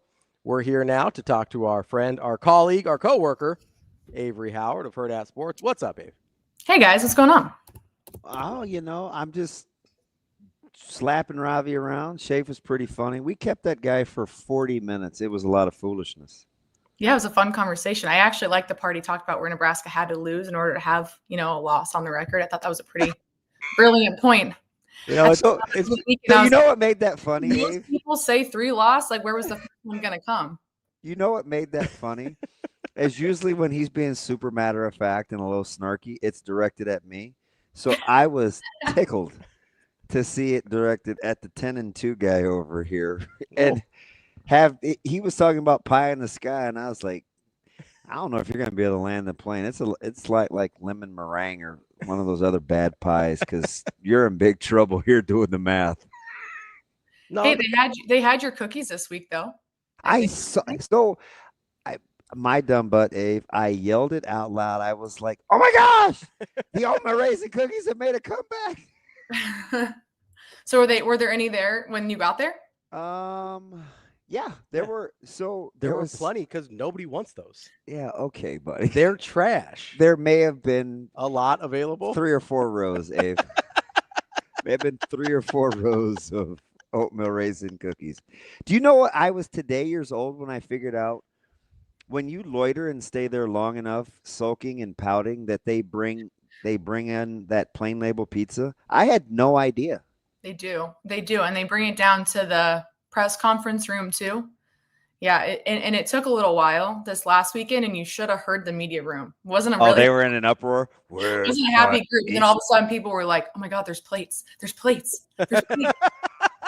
So that was the temperature of that room.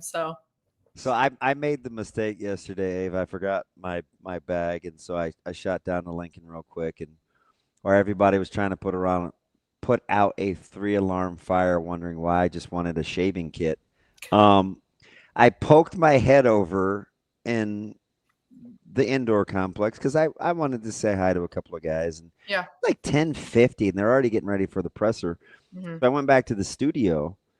And Coach Rhule was getting ready to do the coaches show with a couple of folks. And I'm like, you could just tell by his tenor, this was going to be a pretty informative press conference. Was that kind of your takeaway, where he made sure he covered all his bases for all the talking points for us media folks this week? Yeah. I think he actually does a pretty good job about that. You look at last year too, there'd be losses and Keith would say, "Hey, okay, 1 more, 2 more." And he's like, no, I got time. I'll answer them. I know people are curious. And I think he does that for a couple of reasons. One, I think his transparency is something that a lot of people appreciate about him, because I think he is willing to share what's truly going on. Because if not, I think he knows the direction that it also goes if he's short and he doesn't offer a good amount of information. And so I think he would rather be the one to be straight up and upfront with people and let them know, hey, this is where we're at. This is really what I'm saying in meetings. This is really what I'm hearing from players. So when the stories are written or the fans are communicating, they know what's actually going on versus making, whatever assumption they want to, whether that's going to happen or not. But I think Rhule doesn't mind sharing where they're truly at. And so yesterday, I think he answered a lot of those questions. And I think a lot of them, I think you guys said it earlier, I think a lot of them are really important. Because in full transparency, like my job as a reporter, I'm not supposed to go tell everyone how Nebraska football should play football. That's not the responsibility. It's not the role that I have. But when Coach Rhule is able to tell us certain things, I'm the vessel of curiosity, right? So I texted you in the middle of the game at one point, hey, what's breaking down on some of these explosive plays? I'm not sitting up there in a press box looking at it live, real time, knowing what's going on. Yeah. And for you to sit there and explain it to me in a few steps allowed me to watch the game a tad bit differently. And I think that's something that Coach Rhule does really well, is he offers a few things that allows us to think a little bit differently. So when we are watching the game or we go back and watch it, we're analyzing maybe a little bit more critically, because we're not the ones sitting here being like, well, Nebraska should be doing this, this, and this. I'm not in that film room with them. So it's interesting when he does give us that kind of information. So I can go back and watch now the plays today and be like, okay, I understand why that broke down. So from a reporter's standpoint and being, you know, like I said, the vessel of curiosity for a fan base, I do appreciate when he is transparent in that way. Man, that might need to be a T-shirt, vessel of curiosity. You know what's funny? Because you said it. And you know, I'm super authentic. I'll tell you where I'm bad and where I'm good. And I get it. Some of the guys, oh, you know, he's a savant, or, you know, Kyle, he watches games differently. It's not the savant part. I am a thinker, but do you know what really allows you to like ask me a question real time and I can think about it and give you an answer? I know I'm being listened to real time. So it keeps me in check. Mm-hmm. If I'm just at my house or I'm in front of my own TV with a clicker, I may not give you the same answer real time. But because you know what your job is in that moment. I know what my job is in the moment. It helps corral my thoughts. Like, so I'm benefiting from not being able to just go crazy like I maybe would want to. It forces me to kind of sit back and be analytical. It's almost like if you're playing a football game and you have people around you that you're responsible to, that you need to stay locked in and do your job. Sure. I think there's a corollary there. There is. I just mean your skill set from playing maybe translates a little bit to the booth. That is. You can take that for what you will if you want. Wow, what is wrong with you? I don't know. It's Avarie's fault. Avery, he's been on one all morning. Yesterday, as soon as the show was over yesterday, she gets me all gassed up about some stuff on the internet. And then last night, when I'm about to choose violence, I calmed you down. I calmed you down. She's like, Ravi, don't do it. She's like, give it 24 hours. Think on it. So was it about am I privy? Like, it's the same thing I sent you. Oh, in the group chat. I said, don't stoop down to that level. I said, take a deep breath. She said, give it 24 hours. So I got to be honest, in 24 hours, I still might send it. No, you won't. So, Abe, yes. Did the press conference yesterday and rewatching the game, do you have more questions or answers? That's a good question. Well, one, the reason why I bring up the things that I was texting you about in the game, it was interesting to hear Coach Rhule be really transparent yesterday and say, hey, like we need to look at, is it schematics or is it just maybe not having players in the right position? Because I think who was the run in the third quarter that made it the 27? Harmon. Yeah. That run, I think it was. No, it's Marshall. It's Marshall. Whatever that one was, whatever run it was, that's when I texted you. Yep. And then when I went back and watched it after listening to Coach Rhule speak, there were a few rushers that Nebraska had in the secondary that looked like they were about to go smoke him. And then because of your text, I was able to watch that and say, oh, it's because they were blocking at a second and third level, where I think Watson Trent looks like he runs into a brick wall. And that's why you can't. I like Buddha's got to fit that better. Right. Watson Trent's a little slow. Guthrie's playing man. I'm sending you the picture that I sent. Yeah, you sent me this that yesterday. I sent Ravi. It's like I want to tweet these things out like real time. I just don't know if that does anybody any good, because I don't know. I always worry, Ave, if we can handle the information that comes with being inquisitive. So that's why I like when you said you're kind of the vessel, because it's not your responsibility to like control the feelings after people get the answer they're asking. It's you just want to have the answer. The questions that people are asking. Sometimes I get a little scared that, well, I'll tell them what I think is happening, but I still have to pit it against how they feel about it originally. Like, I know it's going to be perceived through whatever prism that their vantage point is. Yeah, and I think you can't control that. And I think that's the big thing too when I say that is I have such a huge privilege, we all do obviously, of sitting front row to hearing Coach Rhule speak and these players speak and just the tunnels I get to stand in and watching the conversations between players and things of that nature. So that allows me, I think, probably to have a more informed perspective on when I'm watching things or just how players react to certain things. But I think I find it fascinating when I do get to ask you because it allows me to, like I said earlier, watch things a little bit differently. And then when I mix it with what I've heard from Coach Rhule, the players speak about other players or whatever it is, okay, that lines up. That makes sense. So for a lot of it, for me, it's a kind of the connecting of the dots. And sometimes I wish I would challenge whether it's fans or whether it's not even local fans. It's, the conversation we heard yesterday with Coach Rhule and the whole Dylan thing, like just challenging ourselves to be a tad bit more curious or inquisitive to go figure it out before we just blame it on X, Y, and Z, because I think that's where you're coming from, Damon, too. You can tell them what you want to, what you're saying, but the easy answer is X or the easy answer is Y. So that's once again, also why I really appreciate how transparent Coach Rhule is, because I mean, he's watching the game from an eye level. He's not seeing it from an all 22 right after the game. He's seeing it from essentially some of our perspective too. So he doesn't have all the answers immediately.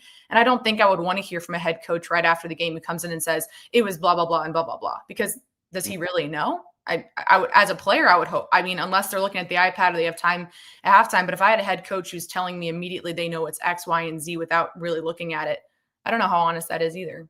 Yeah, I would have to imagine if that were the case, it would have to be something probably not technical, like not scheme related. That is something that they had already thought was going to be a problem from practice that just showed up and they're like, oh yeah, that was a problem. And I also think that's kind of, I mean, take it what a positive and a negative. When Coach Rhule told us last week the three things that he was a tad bit nervous about, they still showed up in the game on Saturday. Kicking game was better. But I think it's a positive that it's not necessarily a Michigan thing. It's something that Nebraska has ownership of, that they can go to practice and say, okay, we've been challenged now by four different opponents, 2 Power 4, 2 not Power 4, and it's still our issue. How are we going to fix it? Or the negative is that they still haven't been able to truly tweak it to where they want to be. But I think it was interesting to hear Coach Rhule say, hey, red zone and some of the tackling in space or big explosive plays, running game, are still an issue. And I think now Nebraska has an opportunity with a bye week to be like, this is not going to show up again in week 5. So it was last week or whenever we called him and he said, yeah, he was given the stats on the inside the 5 and it was only at 66%. I said, oh, that's horrific. Mm-hmm. But it doesn't mean we need to have a talk show about it. Like, 100%. Do we? And I kind of chuckled and I was like, oh shoot, is that for us? Like, whatever. So you remove it. And then yesterday he says, hey, there's some things that I've got to look at. And I have to be careful as a head coach when I say this. Mm-hmm. Are you appreciative of that? Do you want to just see him like let it? And he is kind of letting it rip. But do you want him to take a definite? What does leadership look like to you when he's answering questions and he's trying to process through the greater good, knowing good and well at the end of the day, he's going to be critiqued regardless. He still takes the greater good stance. For sure. I mean, we heard this last year where we started to realize that he wasn't really just speaking to the media and the fans. Like he's speaking to everyone within his building. And so I think that's also why he's pretty careful about how he says things, because this is a coaching staff that rarely likes to single out players unless it's something that they're really willing to highlight. And Coach Rhule, I think, probably is the one that sets that standard there and how they speak about their players. But I think he knows how often his players are probably listening or how often his staff is listening. And I think he wants to make sure it's interpreted the right way, especially if players do come up, or even yesterday when they talked about the second running back position. I don't think he wants that to be taken out of context if his players are listening to it. Because I think at the end of the day, how he speaks as a leader, it does trickle down because their players or the families of players are going to be listening to it. It's not always just us. And so I think that's why he's also careful about what he says. Because if he goes up there and says things carelessly, how does that affect if the players are listening? And I think there's been a lot of times where he says, I want my players to hear this, or I want my players to understand. So I think he's not always speaking directly to us. And he wants his players to know, hey, when I'm speaking not to you and about you, to other people, this is how I speak about you. How did it land with you when he said, hey, I have to be careful I say this as a head coach, but I asked our staff when he's in reference to the number 2 running back and how that was going to go down? Like, what was your takeaway from how he kind of answered that question? Honestly, I really liked it. And I knew immediately people were going to be, oh my gosh, we don't even know. They don't know, blah, blah, blah. I liked it because the part where he said, that's not always on the players and them getting more production. That comes on us too, because we have to find ways to better get production out of it. He quietly put it on the staff he gave them some skin in the game. Like, okay, whatever you tell me, you better make happen. Yeah. And I also just, that's kind of how I took it. And I think if you want an honest head coach or an honest coaching staff, like me and you have talked about this, they weren't going to get better from what they had done in the preseason. And I think they needed a game like Michigan to figure out truly where they're at. And I think, a loss exposes you. You can't hide. And I think that was a huge area. I mean, you look at their total rushing yards, it was 43 yards. Like, I think that's a moment where it's okay. It worked in the first few weeks, but now we really need to figure this out. And I think why not have an honest conversation when this is the point in their season that these hard questions need to be asked. And I don't know. There's a lot of panic because everyone wants to say the head coach doesn't even know X, Y, and Z. But that's kind of the point of having these ups and downs of a season is to try and figure things out, obviously. So I didn't have an issue with it. And I mean, maybe it's the athlete part of me who knows what it's like to be on a roster where you're moving things around, you're changing certain formations, and certain players get different roles. And now they're being like, hey, if we're going to go this direction, we need to add more of a role to this person. I don't think it's end all be all that he said that. And if that's the conversations they're having, like, wow, how maybe it's a privilege that we're understanding what conversations are happening directly in the coaches meeting. When's the last time? I don't know the last time media has heard that. So there's that level of transparency that he's sharing. But two, I just appreciate that he was like, it's not always a player's thing, but we have to be better too about getting the best out of our players. And I know that's really important to him. What are you kind of hearing in your circles? And we'll get you out on this. I apologize if I cut Ravi off. But, good. You heard him reference, like Carter Nelson or the number 2 backs, or, we'll see what happens at inside linebacker in terms of that growth and development, the health of the secondary. Mm-hmm. What are you looking forward to understanding during the bye week as it relates to Michigan State? It's a good question. I think something he said earlier in the press conference kind of is where my mind immediately goes. And it was the question about Elijah Pritchett a little bit, and just talking about, every player that plays for us, whether it's a transfer or a guy that's already playing for us, like, we care about him more than just the name on that jersey. And so I think when you take part of that conversation mixed with challenging the staff to get more out of their players, or what do these certain positions look like, whether it's left tackle or, like you said, the inside linebacker position or running back, how can we have more of a dialed in focus on some of these things now that we've truly been challenged? Yes, we were able to get through it in the first 3 weeks. I feel like we're learning a lot about our guys. But this is what Coach Rhule said too yesterday. Like, this is when they're going to learn the most. Like, which guys are going to step up in the next week and a half when they've hit their first wall of adversity, that they know, okay, these are our true guys. These are the guys that are responding. And so I think there's that aspect of it too. Like, how are the guys responding in practice? I think will tell them a lot as well. Because for a lot of these guys, whether they are a transfer, they haven't been through adversity with Nebraska yet, or if they've been on this team previously, they've faced adversity. Are they facing it differently? Are they standing up as a leader? Something like, not to spin off real quickly, but something that I found really interesting was the dialogue at the end of this game being about which direction this team's going to go. For some reason, that really surprised me. I did not expect, I didn't even think that was going to be a question. I don't mean question from like media. I just mean in general. Like, I feel like if we've learned anything about the demeanor of this team, I don't feel like direction of the season. It was surprising to me. I don't know. Maybe it's because of the conversations we've had preseason, whether it was the Dylan interview or just watching the way this team interacts with one another. For some reason, that just surprised me. I don't feel like this team was going to take this loss and be like, well, so be it. Here we go. We got X amount of games in front of us. We're just going to coast this one out. So I think that those positions will be dictated by the way this team responds.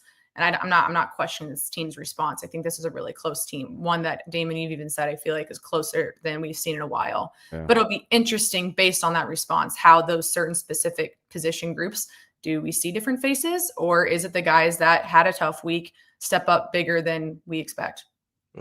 As a very wise man once said, you can't go 10-2 without losing 2. So lemon meringue pie in the sky. That's Avarie Howard, our Hurrdat Sports friend. Avarie, You great stuff. seem like a big lemon meringue guy. Nah. Listen, I'm, I know not everybody knows this. I'm an American. I like apple pie. Wow. I was born in Omaha. You know that, DB? Yeah. Avarie, we appreciate. What's that? I said we know. Yeah, it's just too much. What high school you go to? Big Omaha guy. Oh, Miller North. Let me tell you about. Never mind. We'll get to that later. Another day. Maybe during basketball season. We're a basketball school now. I don't know if you know that.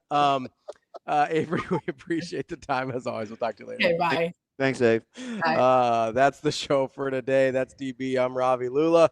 It's Hurrdat Sports Live. We will be back tomorrow, as long as DB doesn't kill me in the meantime. You never know. You're good. I'm good today.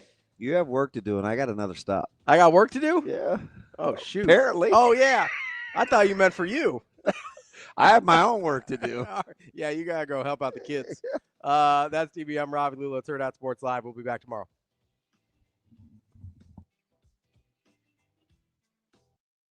See you. Have a good day. Love you.